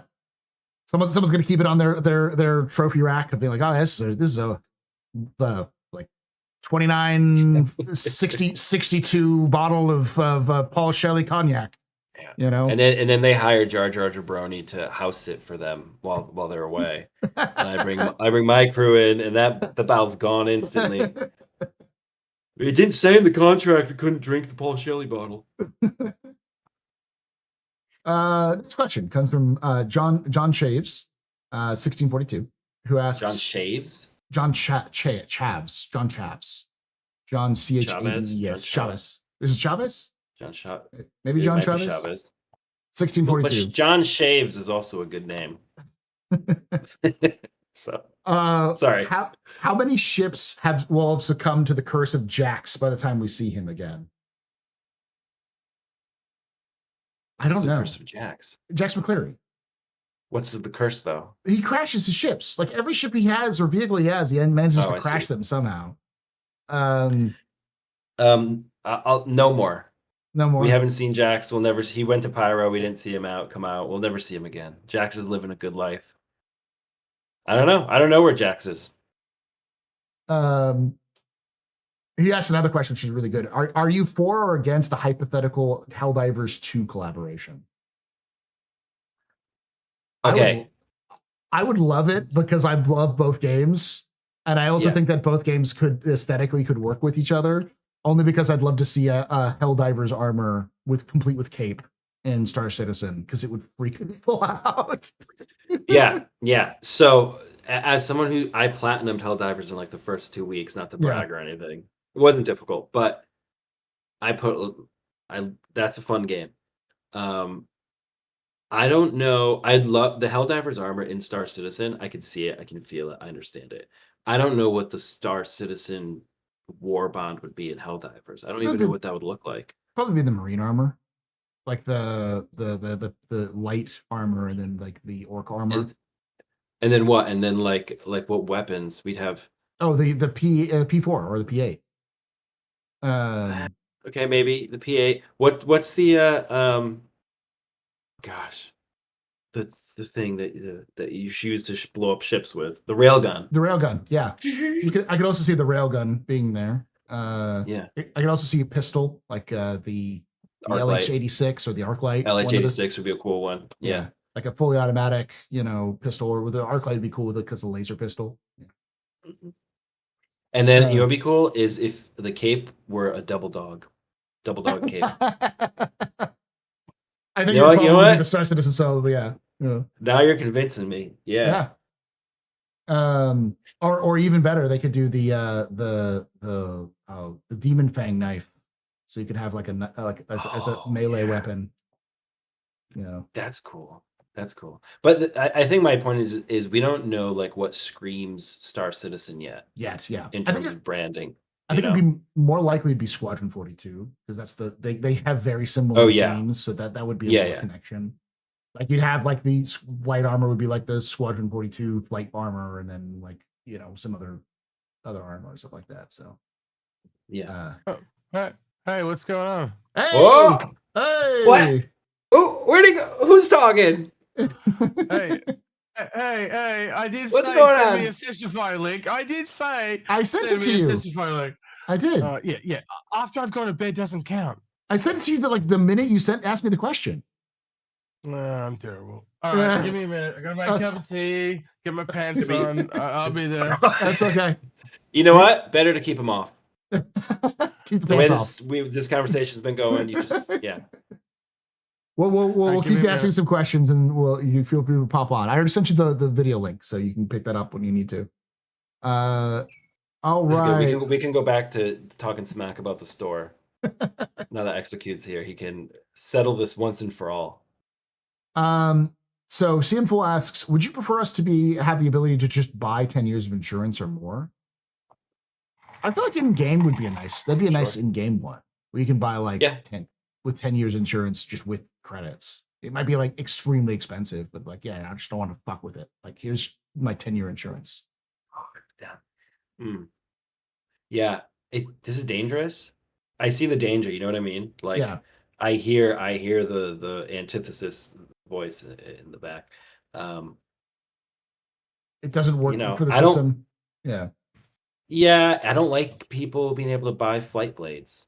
I hate that. Mm-hmm. Yeah, I don't like people either. Yeah. That's because you live on the ass end of the world, X. If you saw the people, what are you doing going to sleep at? What do you do going to sleep at 11 a.m.? You gotta remember I'm on the other side of the world, dickhead. You know what I'm talking about? It's because you're so close to the Arctic Circle, you have like super. Man, it's dark here. It's dark here at 4:30 p.m. Whew. So, yeah. That's because it's winter. Yeah. Wow. Science is cool, guys. If you haven't engaged with science recently and learned about planets and stuff, speaking of, our planets are never moving. They spin, and I definitely appreciate that, but they're never moving. Do you think that's ever going to be a thing? I think it will. I think it's just a matter of. I think it's a post 1.0 thing where they're like, because they said that it's a server boundary thing, because if a planet moves, the boundary of the server, like the server has to like travel with it. Oh gosh. Antarctic. Thank you, Will Blue Smoke. That may be a 2035 thing. Yeah, that's unfortunate. Yeah, and the other thing was the physicalized quantuming, but they actually physicalized quantum, so that's not as much of an issue. You just the quantum would have to calculate where the planet will be rather than where you are. Kind of like how you have like today, if you're launching a rocket, you have to launch rocket in the trajectory that it's going to intercept the planet where it will be, not where it is at that moment. Right. There's yeah. How you doing, bud? No, I'm not here. I'm still gonna make a cup of tea. Come on, you know how this works. There's Okay. an order to things. All right, turn camera off. I don't know how it works. To be fair, what's happening? What's going on? Australians have an order to things, right? Cup of tea is required, or coffee. Most of them have coffee. Coffee or tea? Is tea for you? Or just because you're dying? Yeah, I'm dying. Yeah. Poor guy. All right. Northern Tech Trooper asks, I feel CIG put some focus on the rep grind specifically for group gameplay grind, i.e., should there be harder contracts out the gate designed specifically for multi-crew gameplay? Then once they complete, each player that took part in the mission would get more rep than the solo. This could help encourage multi-crew gameplay while solo players can continue on their merry way. Yes. Yeah. I mean, there's a lot of balance that CIG still has to hit for like, especially with missions. But I know that CIG is working on mission version 2 and rep version 2. So we'll see when that comes out. I'm just hoping the rep version 2 Or is like after Lambs. Yes. Right. I think it's a good idea, but I think like CHE can just do so many different things to solve problems with missions.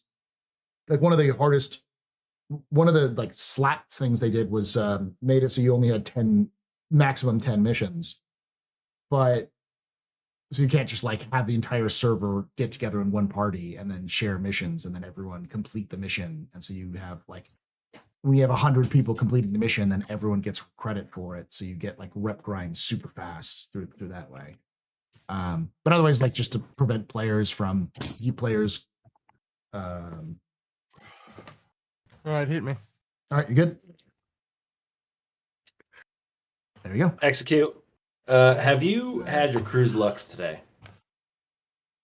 If it existed as a real product, yeah, maybe. I'm glad you're feeling yellow. better. I saw you on Star Jump earlier. You looked like you were doing a little better. So Man, I've been really kicked around this, so that's for sure. I started out with like a man flu from hell. What's this light number? Let's turn on. Shit. You gotta stop making out with those Xi'an aliens. I think the power cable's been kicked out at the other end. I'll have to fix it. You want me to? I'll camera off you again until you're ready. No, it's good. I'll just live without it for now. It's fine. I'll fix it afterwards. It was working yesterday. I had the same issue with my audio in the middle of this stream, so. I've got old now, so I got to use a torch to get under the table. I am the same. I am younger than you. Yeah. Don't get old. It sucks. It sucks.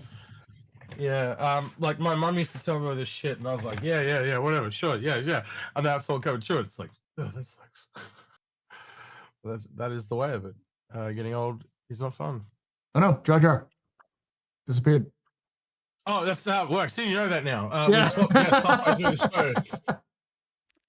I'm here. I'm playing. Oh bullshit! He's lying. He's back. Your turn to leave. That passed. Go. Right. Well, I was gonna ask you this next question. John Chavez 1642 asks, what are we going to do as a community in Sitcon's place this year? Squadron 42, bro. You think so? Oh yeah. Think about it. The biggest, most popular event that sets them up to start the hype train for AIE. Why would you pass on that? What could you possibly have that's more important to do than that? Yeah. I mean, I've been saying October 6th is going to be the release of Squadron for a while. All of us have. You, me, yeah. Keenan. Like it's really obvious. The other part of this that I worked out, and I shared it with Algrid. I don't know if you were there, and I shared it with you, but Gamescom. Yeah. If you go back to the whole original Kickstarter pitch, it's almost like going full circle, right? Gamescom, and not a lot of Western games are really announced at Gamescom. So if you do it there, you see what's going to happen. Like you're going to have a lot of announcement time. It's exactly 2 months away. They did say a short run up to release. They didn't talk about we initially thought it was going to be here, didn't we, Paul? We were all talking about it kind of like. I'm still hoping for it, but yeah. Like at the end of the sale. If you're trying to save money, a short run up would be Gamescom. The next biggest thing after Invictus is Gamescom. Mm-hmm. For them that they usually go to, yeah. Yeah. I think that's the easy answer, is that we're not doing CitizenCon because Squadron's coming out. And I think Squadron coming out in October is probably the most logical thing. Because October 6th, 2026 is, I think, 10 years or 11 years from the announcement. Because they originally announced they were going to release Squadron 42 in 2016 on October 6th, 2015. With that trailer with Gary Oldman in front of the Senate, with Bishop in front of the Senate. So Chris loves his synchronicities. Though Jar Jar did point this out, that May 27th is Chris's birthday. I just checked. You did set a specify link, by the way. I did. I just spotted it. Man, that was quick, and I must have missed it. Yeah. Oh. That is very un-Paul, if you know Paul. Paul is normally you send message and it's like 6 hours later. You caught me. You caught me while I was up at night, and so it was literally you caught me, and I just copied and pasted it. So I don't feel that bad now. I'm only 25 minutes late, so I'm not, I thought it was hours late, but it's not so bad. That's also sweet that you're texting him so late at night. Yes. We get lots of love letters in that way. You know, when you're across the world, you've got both of you wait until 1 a.m. That's why you have the gap. You're both waiting until the wee hours of the night to smooth talk each other. I think that's one thing that you'll learn when you do stuff across the globe, like just how small this planet actually is and how quickly it is. Like it's kind of nuts. Like the world feels really big, but I think in the last 20 years it showed me how small it actually is. We live in a tiny little dot in a vast ocean. Jar Jar, do you think you go with us? Do you think Squadron's coming out in October? You think it might be a different time? Look, I'll say what I'll say what I said earlier. I think at the end of DefenseCon, we're gonna hit $1 billion because it's Chris Roberts' birthday, and so be it. And Squadron 42, I don't know. Maybe I really your best guess. Don't be a pussy. Gives your best guess. Come on. But what he's trying to say. I don't get in trouble for that shit because all right. Say whatever I want. Okay. Yeah, well, as an American right now, I can say maybe, and people are like, "Good, just let him." Maybe I'm not optimistic. Everyone else thinks it's going to be announced at the end of this. I've been hurt too many times. I understand. All right, so you think? Do you think we're actually getting it at the end in the last 6 months of the year? Do you think? No, at the end of the year, no. Oh, no. If we were placing our bets right now, if we were all ready to lose a lot of money, you wouldn't put a bet on it. I would say no. I would bet black or whatever. That is the right call considering CIG's track record, being like, we're going to totally do this, and then there's just radio silence. I just think. But I would also tell you things like multiple people that have contacts at CIG say all their contacts are really off their game at the moment. They're all very hush hush. Yeah.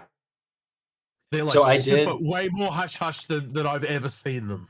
Yeah. Type of thing. Yeah. And there's something going on. And then you get people like we just had Brian Chambers leave. Mm-hmm. Brian Chambers was quoted several times for saying Squadron 42 is my baby. Mm-hmm. Right? This man does not leave his baby if it is ready to leave the nest. Mm-hmm. You know, like there's a lot of things. If you know the history and lore, whatever where you are, you know there's a lot of connected dots. Yeah, it's hard when I'm not on my own show. So I never know which way I'm pointing. Adrian fucks it up all the time, and he's been doing it for I do it. A decade. Yeah. It's a lot of practice, and there's a lot of sticky notes. Don't worry. Took away the point.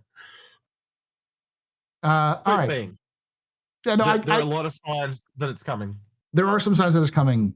I understand the hesitancy because CIG has burned all of us many times. And if there's one thing that I think could happen is CIG is that from what everyone I've talked to at CIG, it's done, but there's a difference between it being done and it being ready for you to play.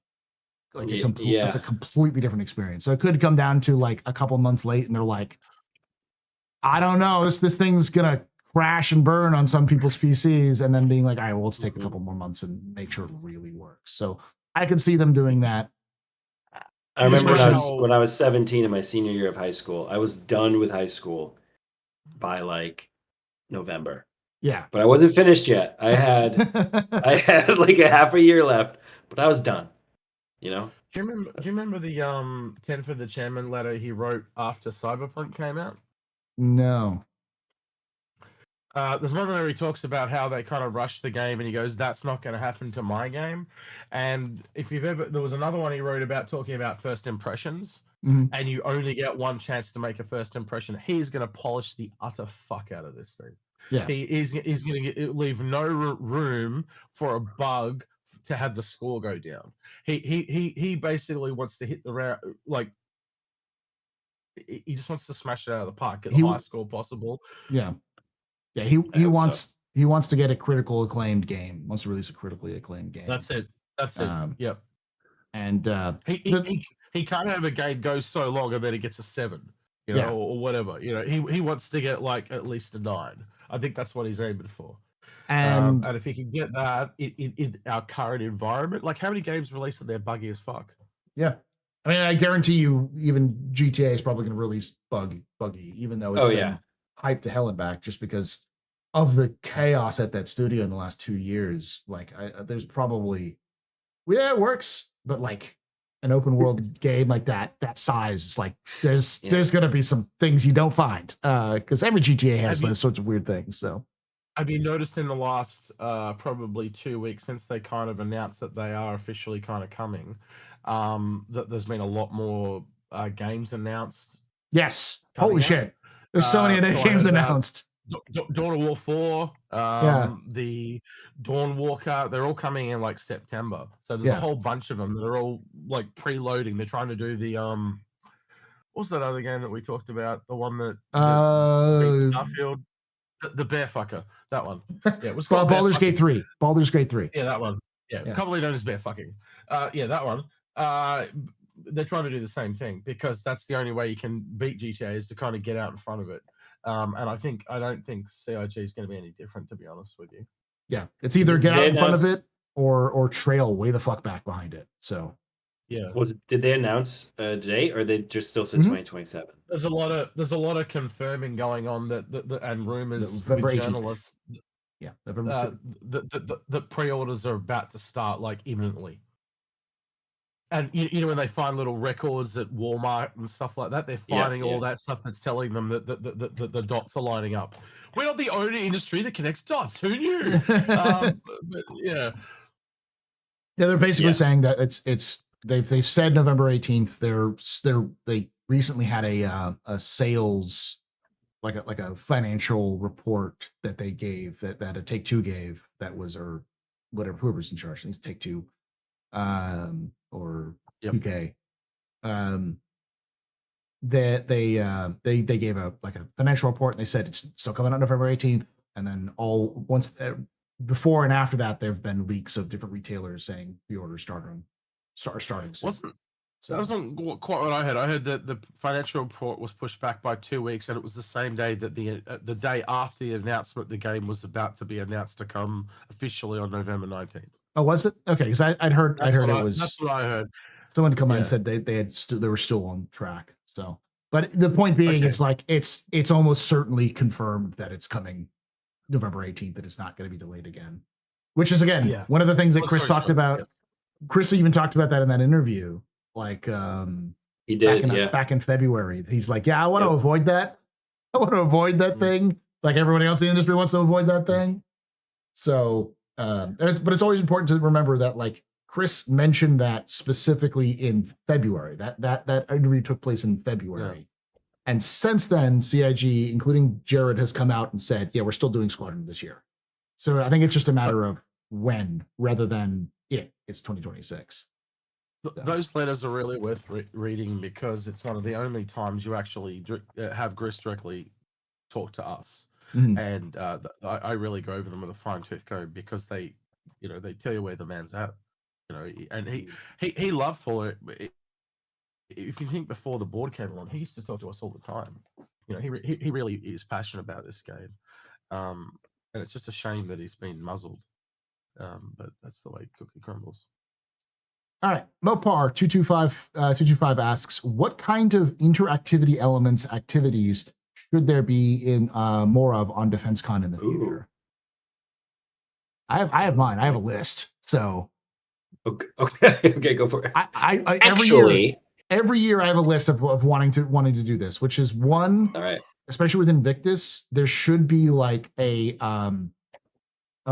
mini game where you get those dart guns, and you go through like a maze, like laser tag, and shoot each other with dart guns for like a certain amount of time, and then you get sent back to the beginning. So you get points for shooting people and that kind of thing. You get sent back, and there should be like you should be able to go up to the booth and ask people questions, and they'll like give like some canned response. And if you like maybe like one can respond, so you have like 3 different options, and the other ones are like, I don't know, wrong question. I don't know what you're asking, buddy.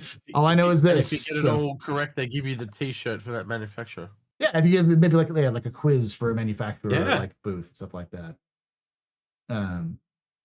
There should be like, random. I always said there should be more parts companies. Like if you ever go to like an auto show, there's always parts and like accessory companies Yep. that show up, and maybe you get like free blueprints for something for showing up and talking with them, or something that like requires you to show up and interact with folks there rather than just being passive, walk around and be like, "Ooh, ship," kind of thing.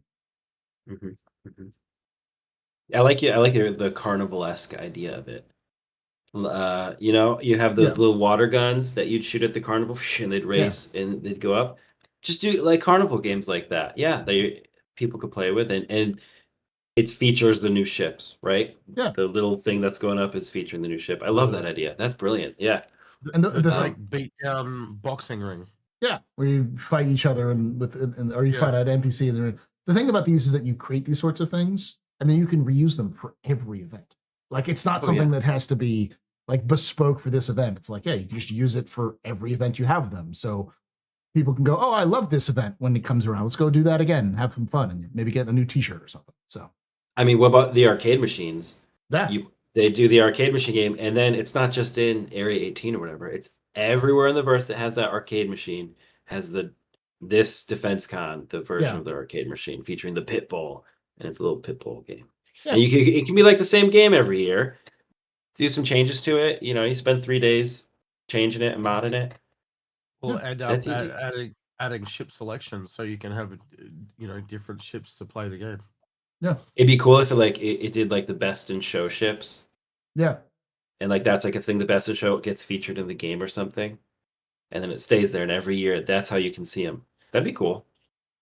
And they get just more and more characters, so to speak, as the years go on. Yeah, that's not a bad idea. You can even do something like a shooting competition where like you go into like you just take those assets of those shooting ranges from like the Idris or whatever, and then you go in, you give it a weapon, and you're like, shoot these Vanduul targets, and like you get, if you manage to hit all the targets within a certain amount of time, you get a prize, sort of thing.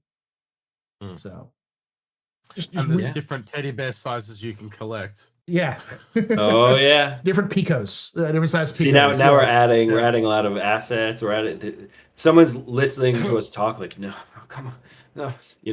The thing about this is you don't have to do all these at once, but just adding 1 or 2 of these every event, and then you can continue to use those in the next events, so that as you go along, you end up with like straight up a state fair for every major event that you can just pull from, and people go, oh, that's kind of what they're already doing with ships and vehicles and missions, and especially those like dungeons and raids that they're doing.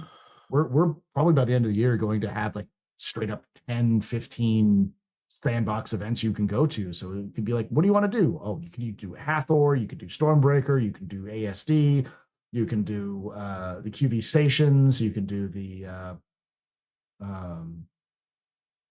what's the other one? The one, not the one that's just released with the tactical Ghost strike Hollow. groups. I mean, yeah, bring back I don't Ghost know, Hollow. but apparently it requires Spirit Fingers. It's another QV station. Oh, a Rock Breaker. Like you can do Rock Breaker. We're already at like 6 or 7 different events. Contested zones. Have those events been very different for you guys? Because I find them all very samey. Some of them are similar, but a lot of them are. I feel like they're evolutions. Like Hathor was the first one, which is very collectathon, good, finish this thing. And then the Stormbreaker was a collectathon, but it was spread over 2 different locations. It had a little bit more in depth. Like you have to like take this thing to that, and then you had a boss fight. And then ASD was more narrative. It's had a lot of those similar elements. You had to go different places, but there's a lot more narrative push. And go around. See, the thing is, like, I think they learned the wrong message with Hathor. The thing I learned with Hathor was how cool it was to have mixed modes because there was mining Mhm. and combat at the same time, and you were defending each other. They've never really done that again, right? Would have been like previously we've had cargo and defending cargo, right? Mhm. But why don't they have something like salvage and defending the salvages, or again mining and defending the miners? Because it required mixed people. Like I took people into Hathor that had never done any combat. Right, me and Voidy Vids went in with John Citizen. Right, John Citizen was the best miners I know, and he's just sitting there mining out a fire like a crazy madman, and we were just like defending the shit out of him, and it was so much fun. Like it literally took two schools of people that would never interact and put them together. Yeah, and it worked so well. Have you done Rockbreaker? No, I've done little parts of it, but I've Rockbreaker been really is out of it the last little bit. Rockbreaker is like that. It's just the similar, like where at the very end you go mining. Only instead of ground mining, it's ship mining, and instead of most of it being like FPS mixed with space, it's all FPS and puzzle. It's like combining ASD and Hathor is what it is. They need to send the enemy ships at the end of Rockbreaker. Yes. They need to have a constant stream of like Vandal coming in, so all those other people that you're with that came here for that can continue to do that while you're breaking rocks. Yeah, because I'm just liking the team needing to have a makeup. You know when you go, you have that sci-fi movie, and we've got the hacker, we've got the shooty guy. Yeah, like it's just all shooty guys, all channels. Yeah. I want some different gameplay in my game, and we don't have a lot of gameplay right now. Essentially, we've just kind of really polished refueling, but that would be really good to see too. A mission where you've got to go out and you've got to repair and refuel. We've got fuses, right? So it doesn't have to be full on repairing. But can you imagine how you had to like get a Starfare up and going and get some of it fixed, get it on its feet, and then you've got to get it out of there, and then everyone's got to escort it out. Like that could be really cool if it was done properly. But you can do something like a derelict Idris that you have to rescue and take back to a location. So you have to it's filled with NPCs or like animals that have like taken over the ship, or frozen slaves in pods, whatever. Yeah. It doesn't matter what it is. Like pick your thing. But the point I'm trying to make is you do have some different gameplays in this game. You have to like run around and do this stuff to get it up and running and limping, and then get it out, and all the while you're being attacked by people who want to take it from you and that kind of stuff. Hey, back to the animals thing. If you have, like, we're gonna get dogs in game as like pets, right? You bring your dog onto your ship, right? But then your ship decompresses and the dog gets flown out and it's floating through space. Are we gonna have dog spacesuits for our dogs? Question. Well, we're gonna have regen. We're gonna have dog regen for sure. We're gonna have bring your dog back to life. But I don't want him to die. Yeah. Or the dog maybe don't take him in space. Yeah. All right. Next question comes from Escape, who asks, now that we have seen the TIB in game, do you also fear that we may just abandon the gold standard H8? They already have the gold standard. Isn't that this patch? Done. I think some people really don't understand what the Tiburon is. The Tiburon is complete opposite slider to the Hammerhead, where the Hammerhead is for anti-fighter. You slide it all the way down to the other end, and you get the anti-capital ship. Mm-hmm. Right? They both have fundamental flaws, but they're almost the opposite of each other. Where the Hammerhead is not good with other ships above it, like bigger ships and stuff like that. It's dealing with the extreme end.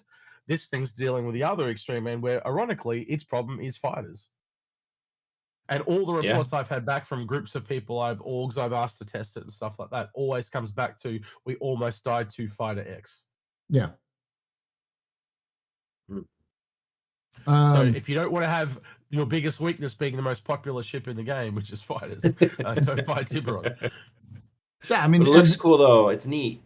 It's also designed to explicitly have weaknesses so that you use it with like a Hammerhead and a Percy. And so many people have been like, it's a Percy killer. It's like, no, you have a Perseus, which is sort of a balanced tank, and then you have the Tiburon, which is a glass cannon and designed to punch up. And Just for an example, Paul, the Perseus has almost double the health. Not only does it have double the health, but it also has anti-fighter PTCs. So like it actually has some defense against fighters versus the You'll remember all the problems we had with the Perseus. We're like, oh, this thing's going to die to fighters, blah, blah, blah. Yeah. Well, all those are just magnified for the Tiburon. Yeah. I'm if you can't tell, I'm not a big fan of the Tiburon.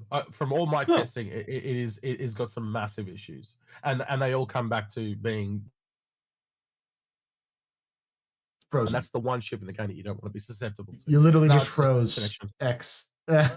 It's on your end. It's the connection between us. That's the Aegis committee stopping because you literally froze right as you said. The reason why I don't like it is, and then you froze. Oh right. Come on. Basically, it's just susceptible to the most common ship in the game, which is fighters. Yeah. Right. Yeah. And that's not the one. You know, if you want to be susceptible to something, you want to be susceptible to the biggest ship in the game because there's less of them. Yeah. You know, and especially since it's also designed to punch up to the bigger ships, so at least it will have a chance to fight back versus getting hit by the thing you can't even defend against. Yeah, and every time you go into battle, like ironically, like say you've only got 2 people on the ship, the one place you want that person to sit is the one place they don't want to sit, which is the anti-fighter turret. Yeah, because if you don't, you just get smashed. All right, we've got a couple more questions left.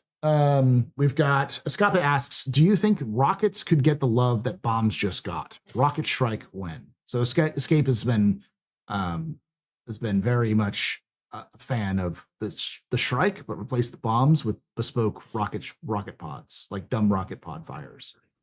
I've been a big supporter of this because that's cool as shit to be able to have a stealth fighter that just runs down onto like ground vehicles or ground targets and then just saturate bombs a place with rockets. So it's instead of like a bomb where you have to like aim, it's just like I'm gonna point in that direction and then hold the button down, and then the rockets will fire as I'm holding the button down and hit everything on the way.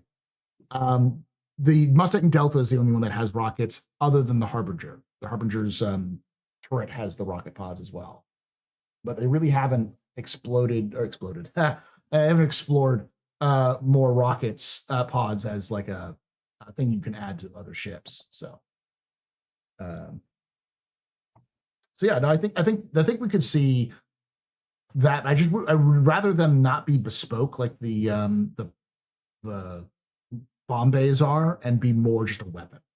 Just give us more access. You'll let us see the full range of Hurson dynamic rocket pods. Dangerous thing to say. On top of that, let's I would have no problem with the Talon Shrike having a version that's just rocket pods that swaps out the missiles for rockets.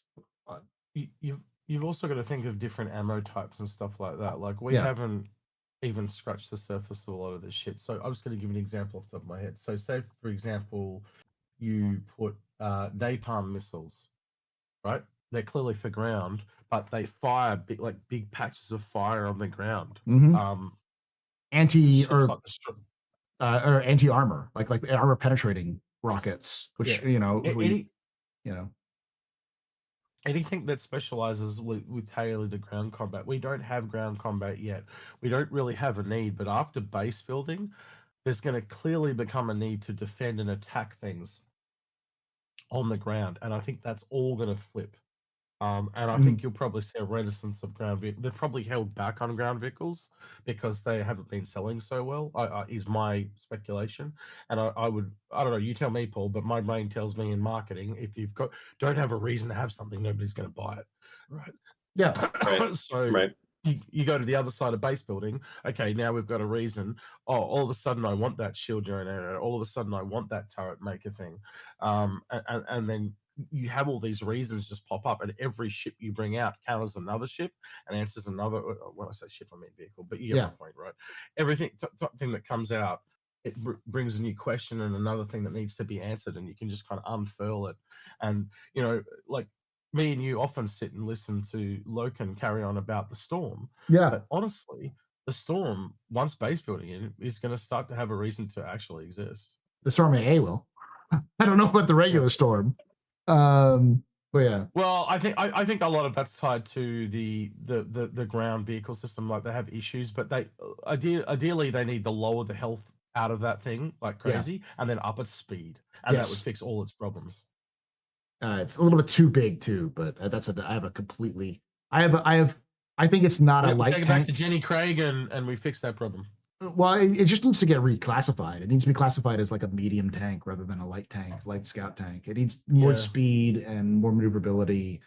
And then it's still got some other design flaws, like you enter through the front, the part of the part of the vehicle that's going to be facing the enemy. So when you if you get knocked out, I can get past that with feature tech. Right? I can just featurefy that, and that doesn't bother me. If it has some sort of like defense shield that pops up as you get out, so you actually have some cover to get out, maybe. But they are gameplay developers. They make things look cool.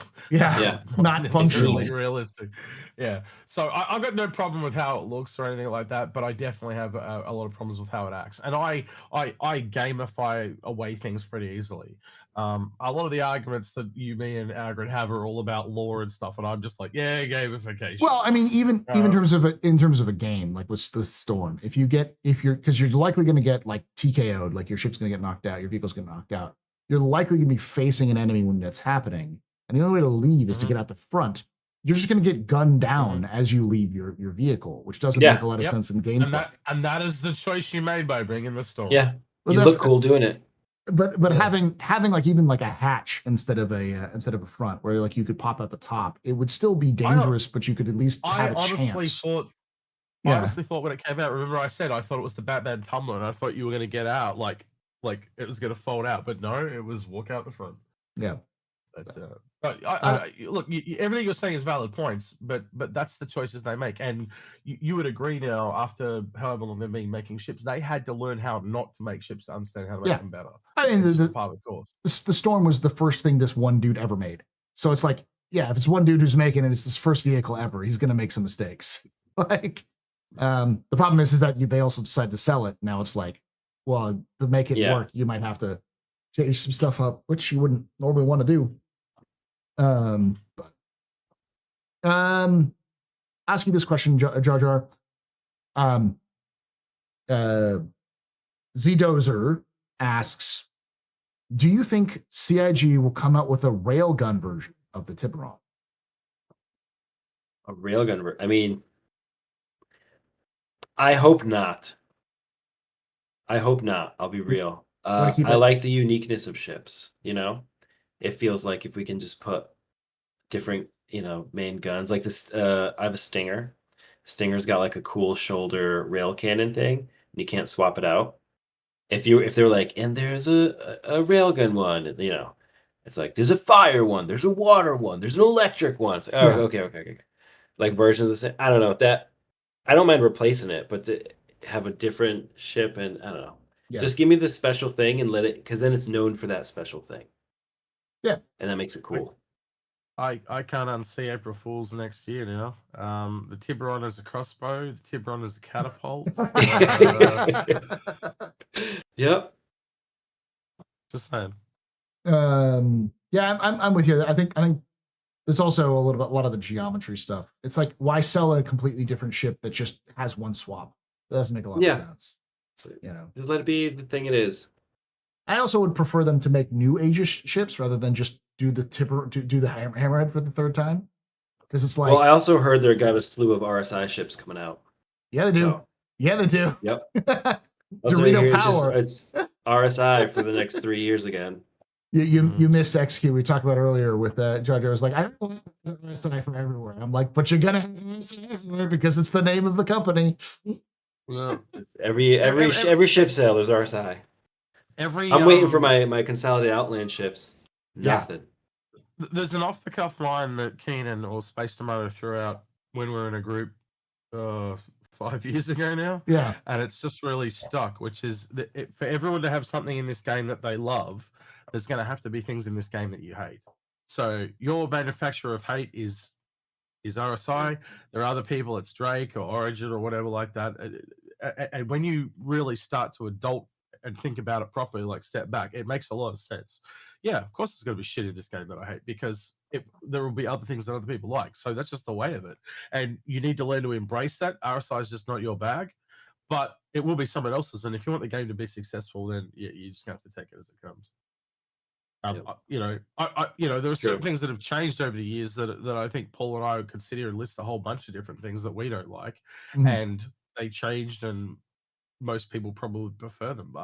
The Aries. Top of my head, I was going to say the Mustang laying on the wings. Yes, the Mustang laying on the wings. The interior of the Mustang Beta. They changed it. They ruined my baby. The fact that listen, the original Mustang Beta was so cool because it was such a swag.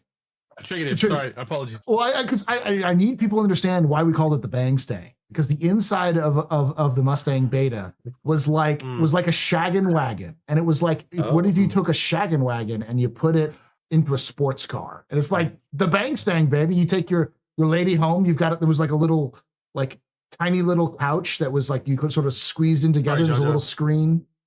It's a Netflix and chill couch, everything. Yeah. So I know the buttons to press. When I've worked with these boys as long as I have, I know exactly what to say. It's with Alfred, it's the Phoenix. Don't ever bring up the Phoenix unless you want to die, right? He'll just start ranting for 3 hours. I'm not gonna kink shame you, okay? You're and by the way, that sounds pretty cool. The sofa in the back. Yeah, it had no purpose. Is that the pullout? No, it had a little door where you could you opened up, the door opened up, and you would squeeze in there on the side. You were leaning on the side like this, and there's a little screen in front of you. So it was literally a Netflix and chill couch. You got your homemade moonshine that you made. Yeah. It was so ridiculous. I was like, this is over the top, and I love it. This is exactly what some guy thinks is cool. Some 22-year-old guy thinks is cool. Right after he gets out of college and turns his car into a Bang Stang, I think they will come back and rework the Mustang, and I think you are going to get some internals. Yeah. Oh, it was funny because you said Consolidated Outland. I think the big reason why Consolidated Outland has been delayed is because of Genesis. Because basically all of their new ships rely on Genesis for ground mining. Because the two big ones are the Forge and the Pioneer. And also base building has taken longer than they expected. And base building. This is what makes it laughable. When we're at CitizenCon, they said, base building's not that far away. It's now been almost 2 years. 2 years. Who could have seen that coming? Yeah. We did, and everyone else did. But I've learned that they trolled us really hard with a lot of stuff too. They love joking with fake news. I've learned that as well. So I'm really cautious now after what happened with the Clipper. They told us it wasn't Drake. And it was Drake. Right. And he was Drake as fuck. Yeah. And I'm like, you fucking guns. I was so pissed. And the whole we'll do a variant instead of a module for the Gladiator to give it bombs, and then literally. And then they did that as well. So that it was really obvious as time has gone on. Ben and John obfuscated a lot of things when they talked to us. They obviously probably didn't know how some things were going to be back then too, right? But they were very cautionary to almost misdirect us in complete opposite directions, almost everything. Once I realized that, I take everything they said with a grain of salt. But we still talk about that conversation to this day because there was a lot of really interesting things that we learned. Me, Agrid, and Paul have speculated on things for years and years and years, and I was just so surprised how accurate we were on things. The overall things, Paul, the big ticket items. And we did sit down with you, Paul, didn't we? And we went through the entire list. We had a book, right? We got back to the hotel, and me and Ag were just mentally noted everything. And then when we got back, we read it all out to Paul and said, Paul, this is everything we fucking learned. And so everyone was up to speed and stuff like that. But yeah. All right. It was a great time. Anyway. We've got a fun jokey one that I want to hear Jar Jar's response to. CM Full asks, why can we not buy different underwear and yet we can buy 4 sets of heavy armor? Wow. That's a really good point. Because they're missing the boat, man. They should let us design our own underpants. There we go. It's put your own little. They're allergic. They're allergic to lace in space. Listen. Imagine though, you can have Info Runners underpants. Execute. Yep, I can see that logo right on my booty. butthole. Yep, right there. Mm-hmm. Yeah. Yeah, mean, I think they're info missing that this. you don't want to dump. Yeah, a little info dump on the cool. Yeah. So Yeah, I don't know. the honest to God answer, I think, is because CIG doesn't understand that MMOs are all about fashion. I think they still don't fully Yeah. understand that MMOs are all about fashion. And like it's like, oh yeah, well, we want exterior fashion. It's like, no, someone's gonna want to have like very specific underwear. So when they take their top off or take their pants off, then you have a very specific style that matches everything else that they have. Jaja, that's Paul subtly saying he wants the leopard. Yes, the stuff. thong, got the it. full Hold on, banana hammock, baby. You know, like Going on all of Etsy it. now. Yeah. Underwear plus. But it's one of those things where I'm sure it would take CIG like a month to do something where you could swap out the underwear, but they just don't. Or two because it's like, well, maybe we'll do it in the future if it's a problem, but it is a fun. I also want fun hip quiz. sizes. Yes. Hip sizes and booty sizes. Yes. And you know why are we're all the same? Everyone's got the same flat ass. God, I hate. Let's change it up while we're doing underpants. Let's get some variation. I've heard through back channels that they have worked a lot on fashion stuff in concept. Yeah. Especially a lot of stuff on the more female side, because they're expecting a lot of the ladies will be really into the fashion and stuff like that. So that none of this is guaranteed. This is just what I've heard. So they've got plans for things, but it always comes down to priority, right? And you would agree changing your underwear is not exactly a priority, right? No, I would not agree. I would not agree. And it's who said demandable. That? Yeah. CM Pool. Well, if you shit your pants, it was a priority. But if you haven't shit your pants, it's not a priority. Well, they also need to close the biological game loop. We can eat, we can drink. Let's go, CIG. Let's just all be androids. Look, if I'm getting a cyborg part, the first thing to go is going to be my asshole, so I don't have to go to eat food anymore. Yeah. So next question comes from Shadowstalker, who asks, do you think CIG still has anything to surprise us with for DefenseCon other than Squadron 42 getting announced? Oh. No, I don't think so. I think they're kind of done. Odin. There were people. They are done, but there were people that I talked to that were from CIG and former CIG and people like that said that there was meant to be another ship coming that didn't turn up on the list. So something got dropped. And that would explain probably today and yesterday with Crusader being completely empty, and it was the only day that was empty. So maybe Kruger was originally supposed to be there, and they were going to do the who does the Stingray or whatever it was, because they mentioned it multiple times. And it's files. That was in the files. Yeah. Do remember though, things that have appeared in their files, we haven't seen them to 6 months later. I'll bring you back to the Aegis Hermes. Remember that? Yes. That appeared about this time last year, and we didn't see that until January, and it turned out to be an RSI Hermes. So things they had a perfect opportunity not to release an RSI ship, and once again, they throw it out there. Could have been an Aegis. Someone decided to merge it with the Apollo. I think that's what's happened in that case. Well, it's also similar to like the Titan suit.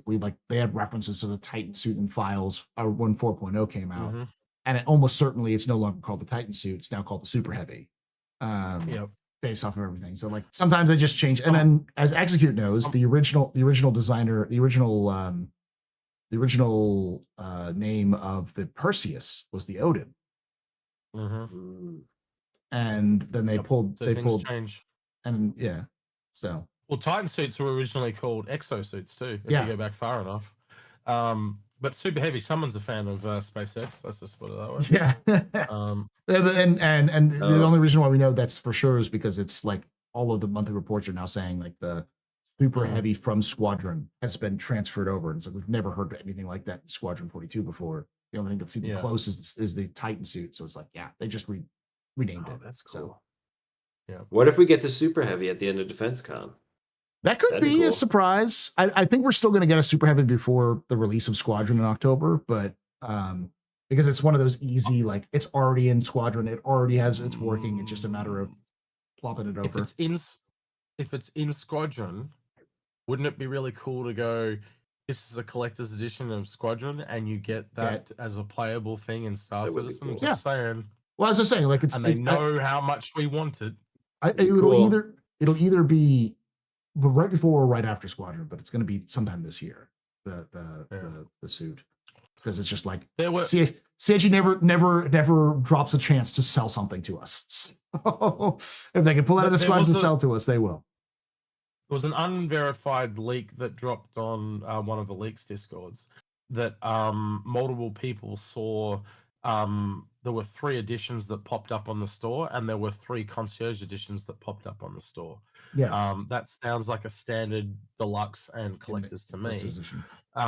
But they didn't really elaborate what was in them because they were all vague lines of code, and the way it was worded was like plus 50 extras plus 100 extras. Yeah. So what the hell does that mean? It's very, very vague. On the Squadron side, again, right? Yeah. Yeah, it was very brief. It was for like about 15 minutes. Appeared on the Star Citizen store, I think it was. But again, if you were going to announce collector's editions, they'd be getting all that shit ready in the background. Yeah. All right. Next question comes from Midnight Snacked, who asks, Jared recently said Starware would be added before the end of the year. What parts of the feature set do you expect, i.e. armor rolls, external pouches, etc.? Ooh. I'll go. I'll say. Go ahead, Jagger. I would say pouches are certainly coming. Okay. And we know how much Jared has commented that he likes pouches. And I am eager to see pouches and anything else I can put over my armor. Mm-hmm. So what you're saying is Jared Furry confirmed? He likes to live in a pouch? Is that what Jared I heard? Furry. Yes. Yeah. What would he be? I knew there was something up with that guy. I just knew it. He'd be a wolf. I'm trying to think of what the more like a pink bunny, I think, but anyway. Probably. I do think we're going to see the beginning of roles, because we already have the beginning of roles with the flight suits. The flight suits are just straight up the role specific armor. So, I do think we'll see mining. I think the Ariel is the easiest one because it's literally a mining armor to just be like, now you don't have to have a mining. You have a mining UI over your helmet, so you don't have to fuck with a tiny ass little UI on your multi tool. So that's kind of almost like taking all the suits we have and activating their abilities. So you have one that's like a mining one, and all of a sudden all the lights start working, and you can carry additional utility items. So you can carry all your multi tool plus all the heads for it, like have all little places they can go. Yeah, you can carry multiple like mining gadgets on your body rather than just and there's a way to quick swap it properly and shit like that. All this functionality. So it's the quality of life that you want for all these things are kind of built into each suit to encourage you to use the correct suit. Well, that's how I would do it for specific roles. Yeah, and that's what they've been kind of mentioning and effectively discussing, because they want to have a reason for you to use like light armor or no armor. Yeah, if I'm using a particular combat suit, does it have a the sleight of hand reload thing? Can it reload at 5% faster because I'm using a special suit? Yeah, all that type of, and just little gameplay things like that allow you to differ between each suit. Yeah. Do I want the faster reload one, or do I want the one that is a little bit more mobile, or vice versa? Yeah, I think at least some of those things will start adding up. The thing I hope for is the ability to put clothing over armor. So you can take a jacket and put it over like a light armor piece. So you can actually have something, you can have some style, some of that MMO style with your armor. Expat's done a lot of stuff like that. If you've ever watched any of her streams, she'll deliberately put different things off and on to try and get this layered effect thing going. And she comes up with some pretty cool looking shit. So I guarantee she'd be into that as well. Yeah, because I remember there was an interview with the team, I think pretty recently, where they were like, people found a glitch where you could do an invisible armor chest, and as a result of the invisible armor or the invisible undersuit, so you could put on clothing and you wouldn't see the suit, but you could see the armor on top of the suit because it was clothing and then an invisible undersuit. And there's some really cool shit that's come out of it. I've seen screenshots and people wearing that sort of like full set of armor with it. So I think the next logical question is, can you put your underpants over your armor? yeah, going back to the underpants question, right? There's CIG. That's the real star where we want to see CIG is underwear change. Come on, do the whole thing, finish the whole thing. He just wants to be Superman. Come on, let him be Superman. Do you guys think living on your ship, quote, living on your ship, unquote, as in showering, eating in the kitchens, using toilet, etc., will ever feel right and make actual sense in the game? Yeah. I'm a big fan of watching YouTubers that do like little challenge runs. And one of the common ones I've seen is there's a mod for Project Zomboid where you can get like functioning mobile homes. So like those little like trailers that you can attach to the back of a car, but it's actual like camper van sort of thing. And like how many of them is there? A lot of them are like, yeah, I'm just gonna live out of this camper van. That's all of them about them moving around the map, living out of the camper van and stuff like that. That's the vibe. Yeah. It's like people will do it. People, you know how many people complain about not being able to spawn back in on their on ship, like have like 15 people spawn on their ship for the group logouts they've been doing. So many people want that all shit the back. People. All the people complain. Execute and I know a guy who literally spent an entire wipe on his 890 jump. Mm-hmm. You know, so like people will do that. People love that thing. So the more they can be independent on their ship, the more they'll be happy. So I have a worry, especially in the last month or so. There is now a confliction at CIG where they want to kind of they had this plan, and now people have come along and kind of picked holes in this plan. Like, we need to be able to respawn and get quicker places. Like, we need to be able to teleport, or we need to be able to do all this type of stuff. To the point that they're now questioning their own original plan. And that's my worry is these consolidations they're going to make to appease these loud minorities again. Do we want CIG to stick to the guns and do the original plan and then modify things, or should we be modifying as we go along? And I'm worried that they had this really cool plan, right? And now they're trying to change it for the masses to make it mass marketable and shorter gameplay loops. And I brought in over here, and it looks like they want to go for all the shit over here. Now they've taken, now they've got our money. Now they feel they can do like they want. Some of the things Thorsten said were just really weird to me. It's like, why are you saying this, Thorsten? Like, we're talking about the teleportation stuff, like teleportation stuff. Like, why are you saying this? why are you saying this? This is completely inverse to everything I've ever heard. It sounds like you've heard someone. Someone said something that's got in your head, and you're basically like, I've got to fix this because people are complaining. And it's like, well, of course people are going to complain, but just stick to your guns, get your shit done, and then if it doesn't work, then go elsewhere. I think that's been the general gist I've seen people. It's not that people are like against the idea of group like tools that would improve the grouping up gameplay. It's more of why the fuck would we need teleportation? What we need is you to fix the game. Like the reason why people takes a long time to group up with their friends is because they have to spend 7 different attempts to go through a jump point because the jump points don't fucking work properly, or they get dropped out of quantum and they spend 20 minutes fucking with their glitch stuff to get the quantum back to where you need to go. Like that's the problem. Can't you just also do it so you can log out in a cryo box so your friend can just take you on his ship with you everywhere he goes, and then you wake up on a Wednesday, it's like, hey Jeff, how you doing? The Master Chief experience. We just go to sleep and they wake you up and point you at the enemy, and then you go back to sleep. This is how he can drop you off at the nearby space station, so you're not a threat. Not a threat or whatever. And if you wake up, you just wake up, and they eject you out into a temporary hab, and you just wake up, and then Jeff comes and picks you up from. Takes him 5 minutes to swing by.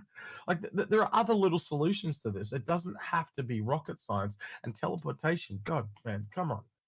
Yeah. It's the worst. Nobody asked about teleportation, but it's the worst. Worst Well, it's idea you've ever had. Well, they bring these things out and they almost backpedal on them too. Like, remember when they came out with the thing about the being able to get messages through the wormhole and that, and then they realized they fucked up, and then they made it like a virus thing that killed it and made it back to the old way. So they kind of made They lured it glorious out. to go, oh, new tech. Oh fuck. All right, we fixed our bug. All right, now it's broken again. Like it just total bullshit, man. Like, yeah. Hey, man. I think at the end of the day, a lot of this is just going to be CIG is what I'm worried about about this stuff is CIG goes, oh, we're gonna do this, and then like it breaks the game, and then they go, oh, we should probably not do that, but they don't say anything. They just quietly turn it off. And then 6 months later, they get do a big breakdown and be like, well, it actually didn't turn out to be, and it's like, yeah, we were all telling you it wasn't going to work. I told you it was going to work beforehand. We told you it was work during it. Then you fucked up and you took it off, and then you get quiet about it, and you're like, well, we found out it didn't work. It's like, then you wasted a year of dev time when you could be doing that to fix everybody's time. Yeah. We've seen that with systems before where we tell them how to do it as a community. They go spend a year building a system, and then there's the system's delivered and they go, but it still doesn't do this.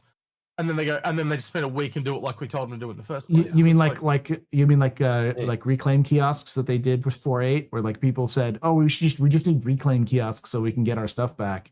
And then they spend 3 years building out this new system, and then literally this last week they're like, here's reclaim kiosks like you asked us for 5 years ago. It's like, do it. It's almost like how Jared wants to, like, Jared hated calling all devs, right? But calling all devs worked because it was simple. Make it simple, make sure it fucking works, and then fucking solidify it in fucking concrete, right? Yeah. That's how you should be building, not like concrete and it's like, oh, wait, it doesn't break. And now we're going to break the whole fucking thing down and do it all again. No, you don't do it that way. You do it simple and then make sure it works. You prototype it. Yeah, small little prototyping projects, and then make sure they work, and then build around that. Execute. You are the prototype tester. We all are, unfortunately. Yeah. You know what I mean? That explains why my asshole has a singing sensation. All right, we got a couple more questions left. Zidozer asks, since we eat and drink and soon pee and poo, what happens if we only use the medical bed? Well, I hate to say this as somebody who has actually gotten an IV before, and I'm sure anybody who's gotten an IV knows, just if you get an IV doesn't mean you don't got to go pee or poo. If it comes in, it's got to go out. I think they will eventually turn the numbers down a little bit. I think they're just a little bit too high, personally. I want to eat or drink and shower like once a session, and when I say once a session, I'm talking like 3 to 6 hours. Yeah. At the moment, like I'm having to drink and eat almost constantly. Like you run from one side of the hangar to the other, you got to drink half a bottle of shit. It's just kind of crazy. What are you drinking? That Cruise Lux shit you were talking about. But the point I'm trying to make, Cruise Lux should be doing you gut fine for a few hours. Yeah. It just doesn't, man. And the other thing is, as soon as you log out, it counts as if you have not been there.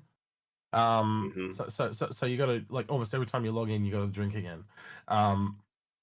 It's a pain in the ass at the moment. There's no function to it. I don't get a buff. It's just annoying. And you know, I think you know what I'm going to bring up, Paul, is the one where I went off my tits about. Remember how like new people were crashing into stations and getting 2-star or 3-star crime stats, and then they're going straight to prison.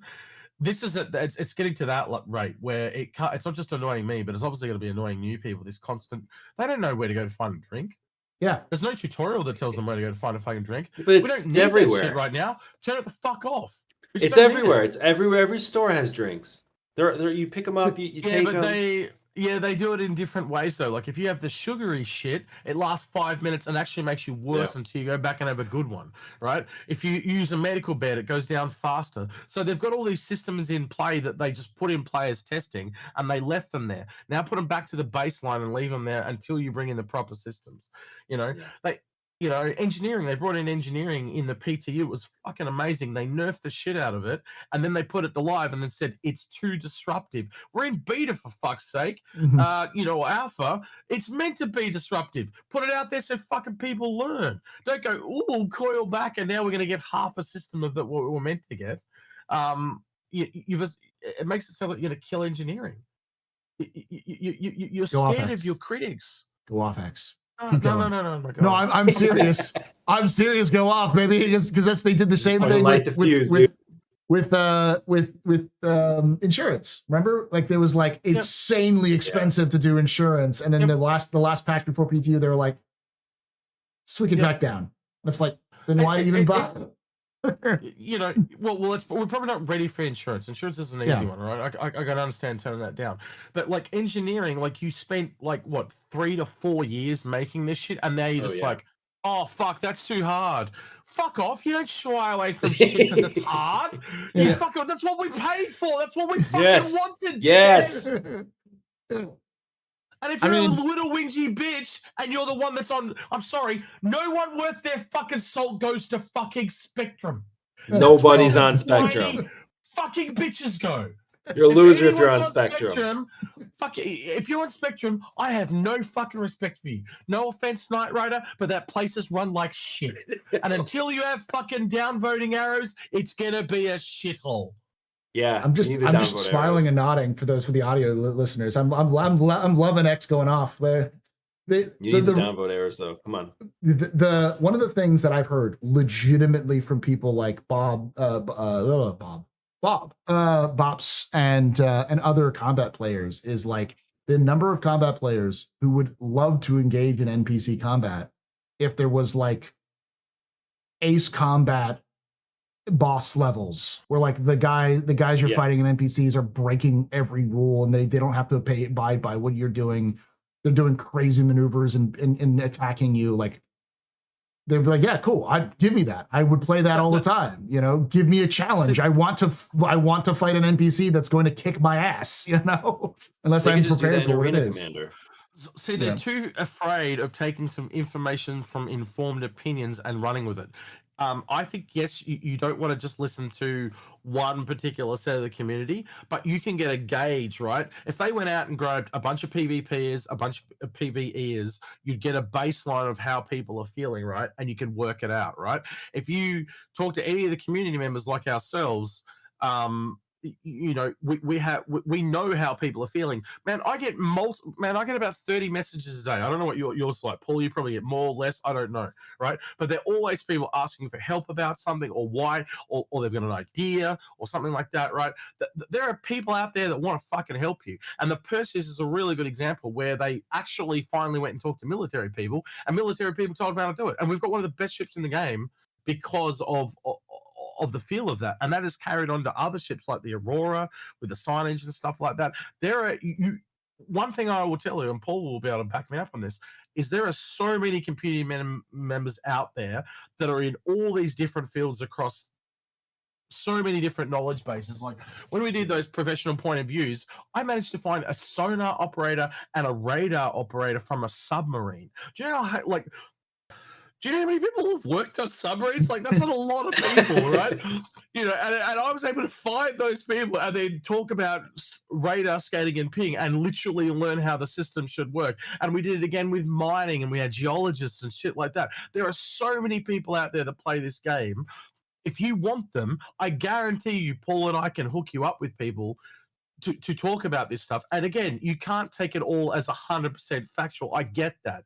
But if you shut the doors and never, ever talk to people, you end up making ships like you did with the Polaris. That was this, we wanted it to feel this way.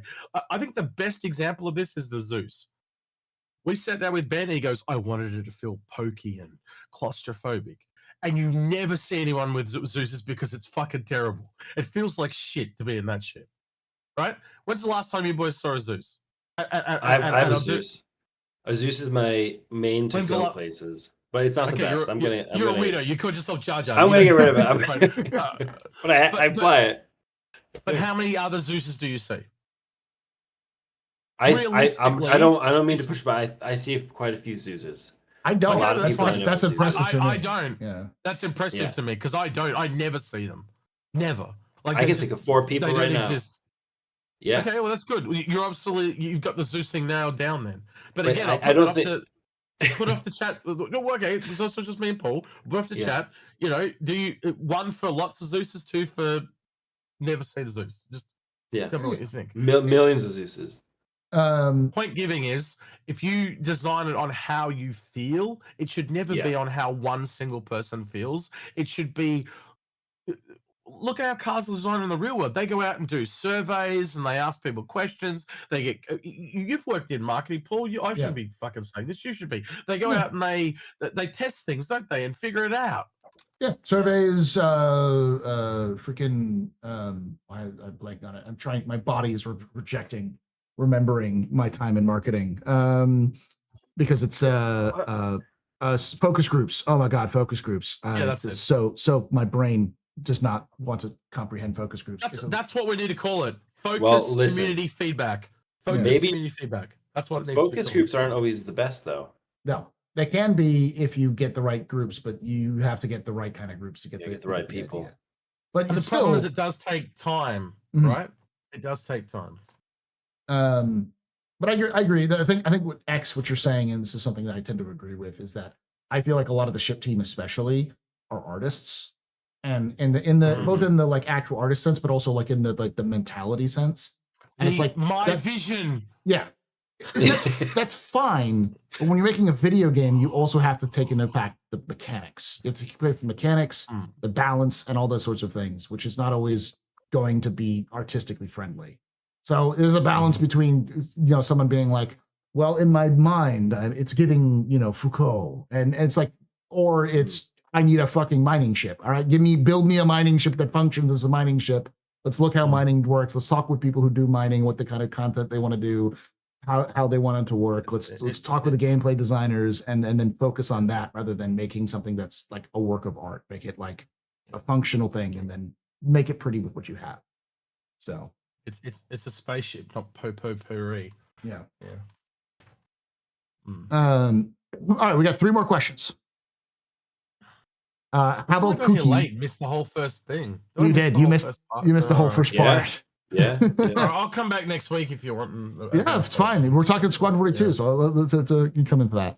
Halbuki. Yeah. Well, we're still talking about Squad 42, even if CIG isn't going to announce it. Right. So that's the problem. You might have to stay up the whole night drinking and then do that show. All right, tell me, since I missed it, how did you come up with your name, Jar Jar? Jar Jar Jabroni? Yeah. Well, my father was a jabroni. His father was a jabroni. Come from a long line of jabronis. All right. And Isn't jabroni like a meat stick or something in New York that they make? No, a jabroni is like a Northeast New England, like an Italian immigrant like slang word, and it means like I love a loser. Italian food. Yeah. Oh, right. Yeah, there you go. Jar Jar's a loser. Right. Okay. I So got it's it. Jar Jar Jabroni, Jar Jar. And there was like wrestlers and stuff who used it. The Rock. Who said it a lot? The Rock. I mean, The Rock. Yeah. You're jabroni. Yeah. Little culture And then- reference. I didn't know. Thanks for teaching me. Yeah, there you go. You can go around calling people that. Like, You wanna "Don't know be why such a jabroni? Do you want to know why I'm called the Astropub?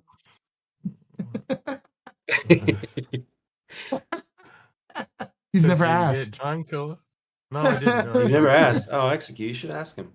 No, it's in the name. It's pretty obvious in the name. He just got drunk a lot. I just thought it was obvious. He likes to drink. All right, we got 3 more questions. This is actually an interesting question. I actually do like to think about this.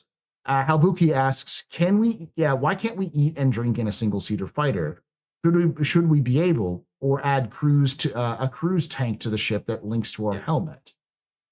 That's the thing, is that I think even in, I might be wrong in terms of modern fighter pilots, but I think they do at least have some sort of like water, like hose they can bite into for refreshment while they're on long flights. No, I know military members and also astronauts have like built-in camelbacks and some part of their equipment so they can actually drink astronauts space and ones EVA even have it so they can go to the bathroom as well. Mm-hmm. They have a water hydration system so they can drink while they're working because they get a lot of get sweaty and working out trying to like change things in EVA, and they have to have that to work for the like 9-10 hour spacewalks they have to do. Execute. Would this resolve your dislike of the system if you can just auto hydrate yourself? It's As long just as you're when prepared certain for things are turned on and they're just not they're not really necessary. You know, again, the problem with the game in development is they often turn things on for testing purposes or turn them up for testing purposes to get data, and then once they get the data, they forget to baseline them again. And the one that I really went off on for ages was the crashing into space stations with 3 stars, because the number of new people that I saw that left the game over that was fucking disgusting. You know, the number of potential citizens that were lost just because. And I went off on it for about a month, and then I think they changed it.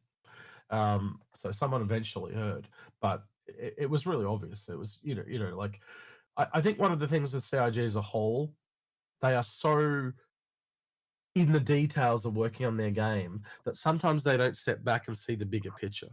And and I think any good artist,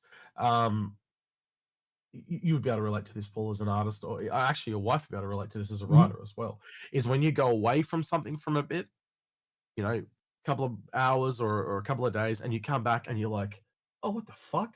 Like it's so obvious what you were missing, you know, and I don't think they do that enough.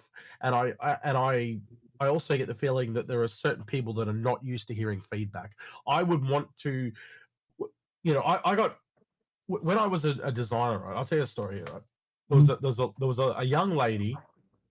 At the time, I was about 25. She joined. She was about 21, and I walked up to her on her first day, and I went, "That's shit, that's shit, and that's shit," and I walked off. Right? And she was fucking. She came to my. I got reports that there's this young woman crying her fucking ass off outside the office, and I went out and I got her and I brought her in and I said, "What did you do? What did I do? What did I say that was wrong? Please tell me what I did." And she's like, "You just shat all over my work." And I said, "Okay, I can see how you saw that, and I probably didn't explain myself, and now I'll explain myself. If I sat here and said all the things that were right with that, you'd feel amazing, wouldn't you?" And she went, "Yeah, I would." And I said, "So what I was actually saying was, these are the 3 things that are wrong. You fix those, and this is closer to perfect. You just took it in the wrong information, right?" Yeah. And a lot of people are really they don't like negative feedback, right? But I fucking thrive on negative feedback, right? Because if you start to look into the statistics of negative feedback, like at a supermarket as an example, Paul can probably back me up on this, but it's less than 6% of people will say anything. So when you hear that negative feedback, it's generally there are a lot more people thinking the same fucking thing, right? So I don't know what it's like at CIG, but if someone came up to John and said, "John, this fucking shit, this fucking part of it is fucking sucks. It needs to be fixed," I would listen to that person. I wouldn't say "you're fucking fired, get the fuck out the door," right? But I've been to places, development houses, that if you say anything, you're fired, get the fuck out. Now, I don't know what CIG is like, but I'd be encouraging feedback from every artist, because every set of eyeballs you have, and you'd know this from Infrunners, Paul, right? Every set of your eyes we have on something is a different perspective that you and I had never seen before, right? So if the janitor walks up and go, "This looks weird to me," I would listen to the fucking janitor. He might be fucking wrong, but I'd at least listen to him and go, "No, you're wrong in this instance, but thanks for the feedback." Right? And that's all you got to say. You don't have to fucking fire the guy. You don't have to fucking hold political bullshit over people's head. But the more open a place is, the better work comes out of it, right?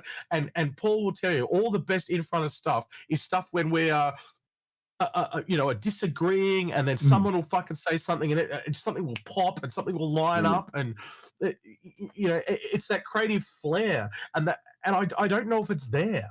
This is what I want to know. I don't know what the process is. I almost want to find someone that used to work on the ship team and go, "Are they a bunch of cunts?" And find out. I got no idea. Right? I got no idea. Yeah. You don't know. But I hope, you know, from the talks, because when me and Agri were there, we would bitch flap them across the face with the reality. Like, we'd say, "How the fuck is the Ironclad a Corvette when you said the Polaris is a Corvette and it's a completely different size class?" And John looked like me, I just shit in his cereal. He had no idea what I was fucking talking about, right? Because it almost sounds like no one's ever called them on their bullshit, and they need this feedback so they can fix the shit. Yeah. What Yeah.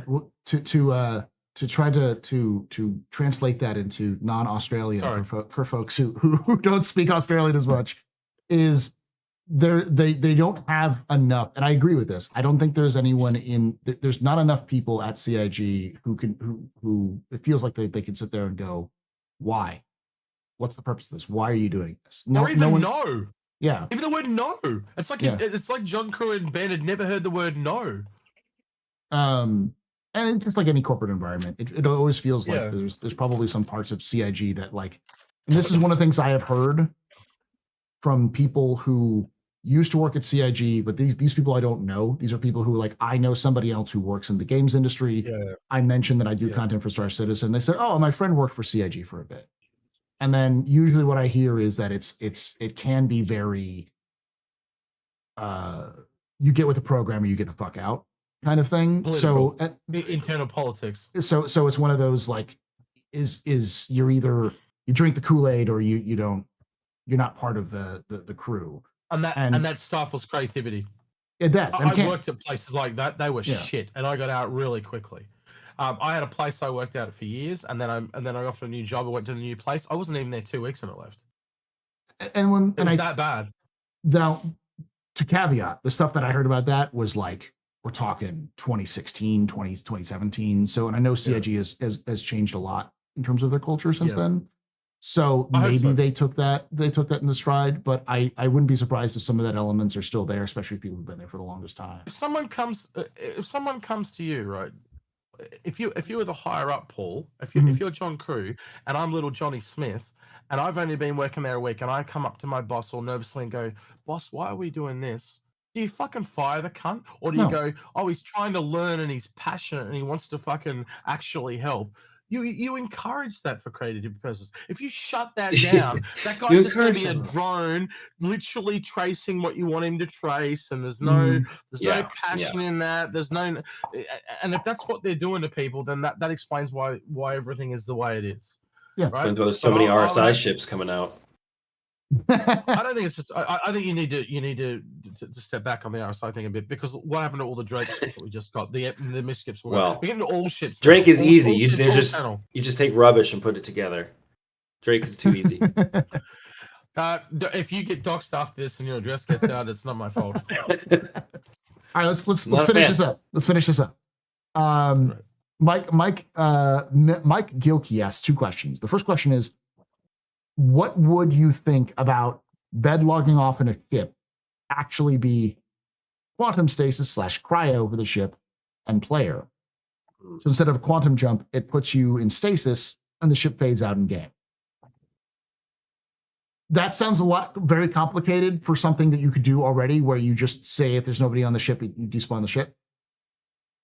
Like, it's kind of what they do now, as long as you're not in an active zone, so you need to go to a place that's not active and then just ship log, because you can bed log still, and the ship will disappear after a while. So the best idea I've ever heard for ship logging and stuff like that was the original plan, which was if you get in a ship and you log out on the bed, the ship automatically flies itself back to the nearest space station. So when you log in, you log back on a space station, or you took the risk of getting intercepted by pirates. Again, I think that comes down to what area of space are you playing? Are you playing in low, medium, or high security? And that is the choice that you have chosen. If you chose to play in low security, then you have to fly back every time yourself, because that is the risk versus reward. If you're in high security, then there's more. There's probably a 90% chance you're going to get back, no problems. I think you need to have the logout be safe. Yeah. I don't think you should have the risk of the pirates on the logout. It can take you back or whatever, but like, that's just not nice. It's not. I don't want that to happen. Well, again, it depends on what security area you're in. Like, there are more pirates in a low security area. No, I gotta go. I have to log out. My kid vomited on my shoes. Too fucking bad. You're in low security. You should have been playing high security, bitch. If you're the babysitter, you're playing. But it's an emergency. Tough shit. What happens? I honestly, League of Legends for 40 minutes. Play League of Legends. I honestly, I think it's a matter of complexity. I think the idea of having to fly all that sort of back is it's more complex than it actually needs to be. Yeah. Keeping it simple, and the simple is as long as you're in a safe area where no one is shooting at you, you can log out like a timer, and then your ship disappears, and then it pops back in. The danger All right, is let's you go- drop. The danger is if you logged out in a low security area, you pop back in a low security area. You're still in a low security area, and now you've got all the Right. problems you had Right. before. Let's go the other way then. Can I log out in my Odin and it despawns? Well, no, because some certain ships are not supposed to be able to despawn. We know that, which is like okay. So yeah. so like the Odin is you have to go back to a location and put that in, but that's something CIG's also talked about, which is just larger ships require See you what to I'm store saying? How them. there's a line. So Yeah. where's this line? The That's what line I'm is asking. It's the size of the It's ship. the size of the ship. The size of the ship. Yeah, it's anything that's It's like not the capital motion or of up. the ocean. It's the size size of the of ship. the That's an ship. official. All right, If you cool. if you gotta put this into a docking pattern on a station, there's nothing that's like large enough for you to land, then you should probably be forced to land that on a planet, because it's also a matter of balance. Because it's like if you can just log out, if one person can take an Odin into deep space and then log out, that person can pop back in and like be in a position that's so much better than anybody else, and then just get friends to show up and pop back in, rather than actually having to plan to go back to a location and like land it. So that way, those sorts of larger ships, which are great assets, should also feel like assets. They should feel like things that you can pull out, but at the same time you have to plan for, rather than just be there. So I can see CR standing here going, but my immersion, because he's not going to want to see people see an Odin just go fade to black type of thing. That's what I'm saying. The Odin's just going to stay there stuck to the station. Or not even stuck to the station. I think you have to like take it to like a planetary place, or if it's not planet, it can't land on planets. Then it can't land on planets. It's obvious. There's no landing gear. Well, it doesn't log out at all. Other people are taking care of it while you're gone. And if you It's like dock it's it, just there. Wait, you just gave us the babysitter analogy. Now you say you got to babysit the ship? Yeah. What? Well, but it takes a village. It's a huge ship. Like if one person's got an Odin and they just leave it, it's like, well, you're a dumbass. Don't leave your fucking Odin. Yeah, you should have have to have someone there. But there's a difference between like a cutlass and an Odin. Like if you have one person a cutlass in the middle of deep space and pyro, like, okay, who gives a shit? No one's going to be around to see it. So yeah, ships that can't fit in a hangar can't be despawned. Long story short. Yeah, execute. This is why I'm here. I need someone on the other side of the planet to take care of my Odin while I can't play. So while I'm sleeping, I need you taking care of my Odin, and vice versa. Yeah. And I'm going to need half the money for an But Odin. I want to go out in my Perseus. Fuck that. It's Well, your Odin. I want to go out in my Perseus. Fair enough. All right, the last question that Mike Gilkey asks is, question, jump to party should actually be craftable Stargate / jump machines if you place in hangars. Different manufacturers can have different types of weight, fuel, sickness included. If CIG invented it for a purpose, then yeah, but it's the problem with those sorts of ideas is that like you have to it's gameplay. We're not gonna relitigate the whole like jump thing, but it's hold on, I'm gonna sneeze. Gesundheit. Thank you. The issue is Star Citizen by its nature is a movement game. It's a game where you get into a ship and you fly around in the ship. You fly from point A to point B. Without that travel, then there's not because that travel's the balance. If I'm in Stanton and X is in Nix, and X is like, I need help right now. I'm under fire from this group that's chasing me. Can you come help me? I'm like, no, I'm in fucking Stanton. I'll make my way there, but it's going to be 20 minutes before I show up. That's X's fault for not being like, I'm going to do something stupid. I need some backup. But if someone could just jump to X right away, then that denotes the problem. Like there's no balance there. You can just jump to the leader. Urgency. No, there's no urgency. It allows for like in Rust, it's like just putting down a sleeping bag anywhere you want to, so you can easily just like literally kill yourself and then jump across the map without any problems, and that can lead to balance issues. There's other things like that. It also starts to ask the question: do we need 100 systems? And I think the actual correct answer to this is you only need to add new systems as the number of players in the game grow. Yeah. Right. Like you almost need a small like what we've got right now with Nyx, Pyro, and Stanton. You probably need an area like that with a low, medium, and a high sec that you play in and you can cycle around in, right? You don't really need to travel too far unless you're trying to get away from something, and then it's almost like you uproot your whole home and you move. Yeah. Right. You know, we've had this trouble with these pirates for 2 years. They're just driving us insane. Fuck it, I'm done. Let's move. You know, let's go to the other side of the universe type of thing. And I think in most cases, most people are going to stay close, you know, around like their neighborhood, essentially. Yeah. Right. And the only people that I think that are the exception to that I can think of any role, Paul and Jar Jar, feel free to weigh in here, but is like the whole E&D series that are essentially transporting across the solar, you know, the universe. And that's your gameplay. Yeah, that's your gameplay for that, right? Everyone else is more localized, and like again, you look at the systems we've got right now. We've got, you know, good guys, bad guys, neutral guys. Look at all the things we just got in those 3 systems. If you were essentially to duplicate those systems out and around, and just a different color paint on all of them, you can start to see that that's all you really kind of need. You don't actually need. Unless you're really in exploration and you really just want to explore all these different solar systems, I guess that's the only other gameplay I can think of besides the whole. You don't need hundreds and hundreds of systems. No. As an individual player, you don't need that many. No, you just need a system where it matches your gameplay, you know? Yeah. Or regions. And I think the transportation thing is CIG telling on themselves, because like the argument that Thorsten was making was like, well, we want to make sure that people can get together and play together for if they only have an hour. And it's like, then make a gameplay that takes an hour. Arena Commander. Yeah. Isn't that what Arena Commander is? Yeah. For dickheads. Thank you. Let's fix that. You know, fix that. Do lamps. And they literally hired 3 people from the company that they had contracted to do Arena Commander to come to CIG to make Arena Command. And it's like, you have a team of people who is dedicated to make an Arena Commander that you're currently not having to make Arena Commander. That could be improving Arena Commander for that 20-minute experience.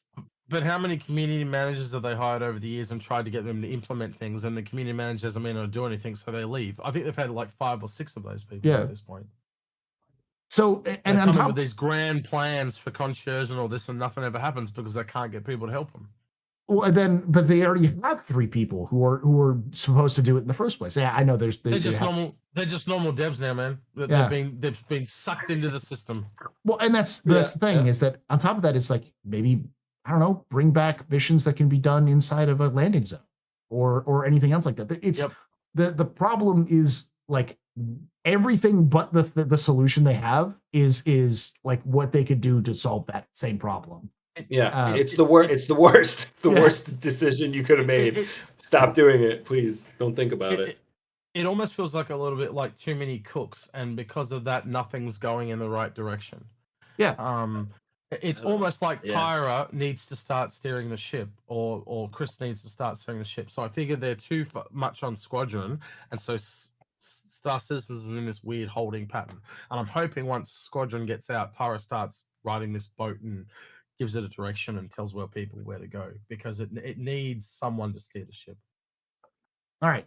We just got rated by Space Cutlet. Hey, Space Cutlet. I don't get to see you. Whoa. I'm glad to see you, Space Cutlet. The man, the myth, the legend himself, Mr. Pirate. But the last question I'm going to ask, because this is a little bit of madness, who's a former content creator of Star Citizen, has left Star Citizen a long time, a bit bitter about Star Citizen. I know he's come on and said some stuff. He does have a question that he wanted to ask, which I think is a good one to end on, which is says it's been 2 years since he last played Star Citizen. Is it worth picking up and enjoying, or should I wait for base building? What's new? And I think this. Well, here's the thing is that I think that's a good question, because we've seen that a lot of people jump back into the game this last patch because they'd been waiting for a wipe and all these sorts of things.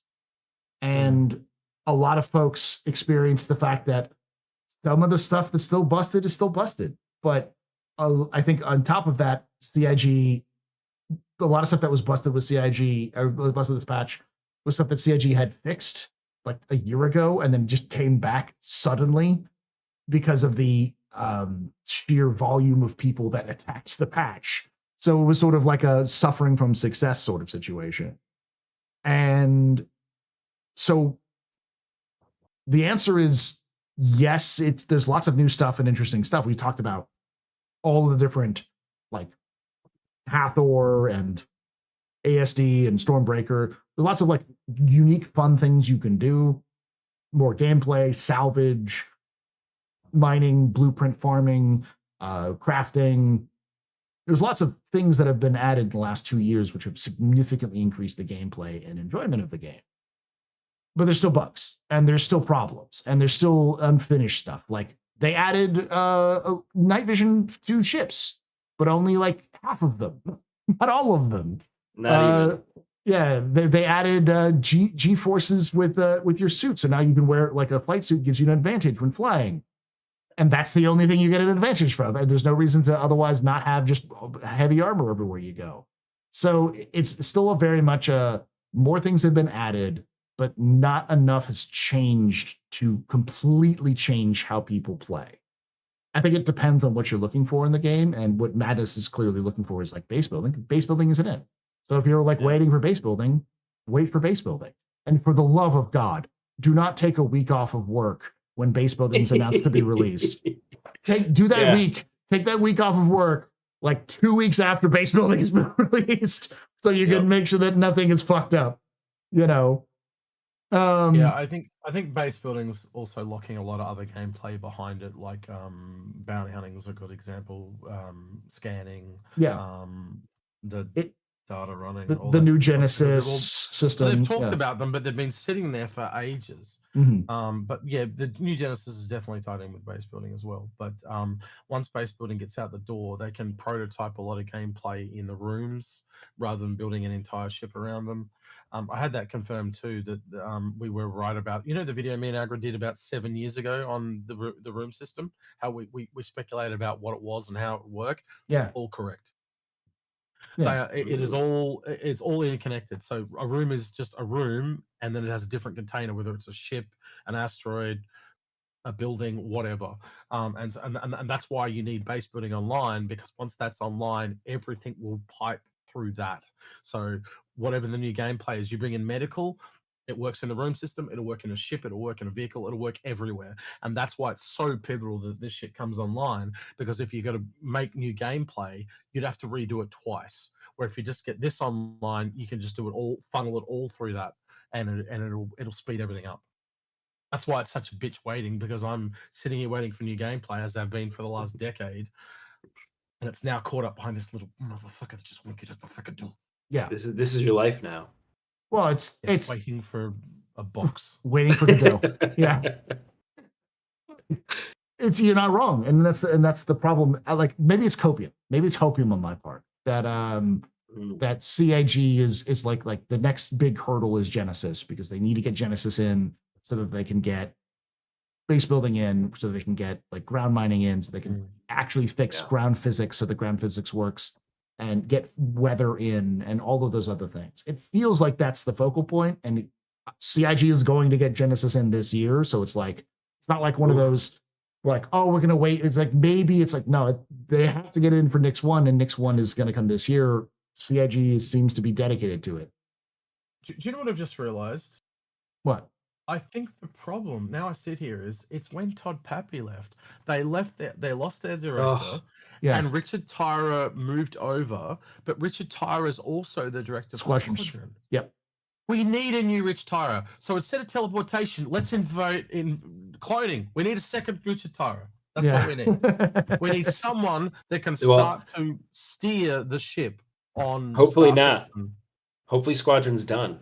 Yes. And we don't need but the Richard problem Tyra. is you don't think. Yeah, but then he's going to go do episode 2, bro.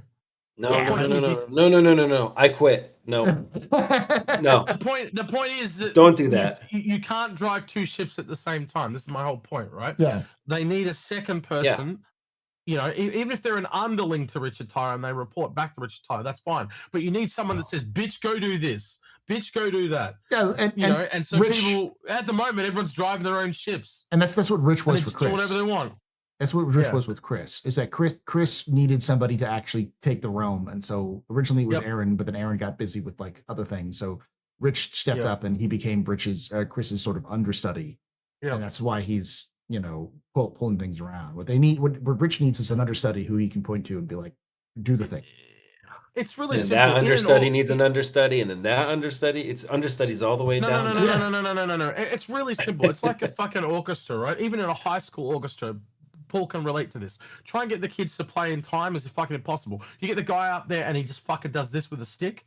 They can all fucking do it together, right? It's the same thing. Soldiers marching in the same direction is what it is, right? You just need someone that says, "We are going fucking here. Let's fucking go," right? And there is no one there at the moment that can do that because they're doing squadron. You can't drive two ships at the same time. It's not possible.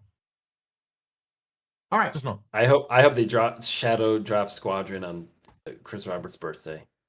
I don't think they will, I but really that would hope be they fun. do. I would laugh if they did. If they shadow drop Squadron on May 27th, I would be If they both do, you pissed can- and hilarious. Laughing. You can send me a big stick of Jeroni and I'll eat it on stream. Yeah, dude. Oh, well, And then thank you we'd all all for take a week off of work. Thank you all for coming. Thank you to Execute and Jar Jar Jabroni for coming in. Make sure you check out Execute on the Infrunners. You can find me there as well. I'll actually be there tomorrow, so we can do our last episode of the sale for the Odin. And the Anvil and Odin.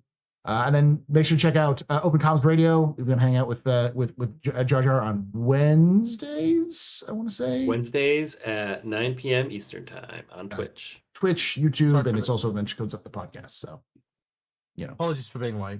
It's okay. I figured you were Jabroni, was the last half better or was the first half beter? The last half was better. We needed you. We needed your energy. Okay, good. Yeah. Just get ready. Thank you all for hanging out. Thank you for coming. And like I say every time. Oh, wait, before we can do that, check us out live. We do this live on twitch.tv/theastropub, youtube.com/at the Captain's Table Podcast on Saturdays, 1 p.m. Eastern, 4 p.m. Pacific, or sorry, the other way, 1 p.m. Pacific, 4 p.m. Eastern. We'd love to have you come join us live and ask your own questions in chat. And next week, we'll be talking about Squadron 42. Either it's announced or not announced, we'll talk about Squadron 42. And if it's not announced, it'll probably be a little bit of a salty one about how CIG is dumb because they're going to announce it at Gamescom, and that's a dumb move. But can you think of anywhere else? No, it's going to be Gamescom. Yeah. It could be Summer Games Fest because that's in June. But like, if they give some, I'll give you that one. Games Fest or Gamescom. Yeah. But even then, they give us some sort of update with Squadron before the end of the Invictus celebration, which I know it's not Invictus, but because like as I've said many times before, the issue is less to do with the outside and more to do with energizing the people you already have here who are going to spend the next 2 months wondering if Squadron 42 is going to release or not, even if you already know it's going to release in October. And if you already know it's going to release in October, just say the date and then stop torturing us.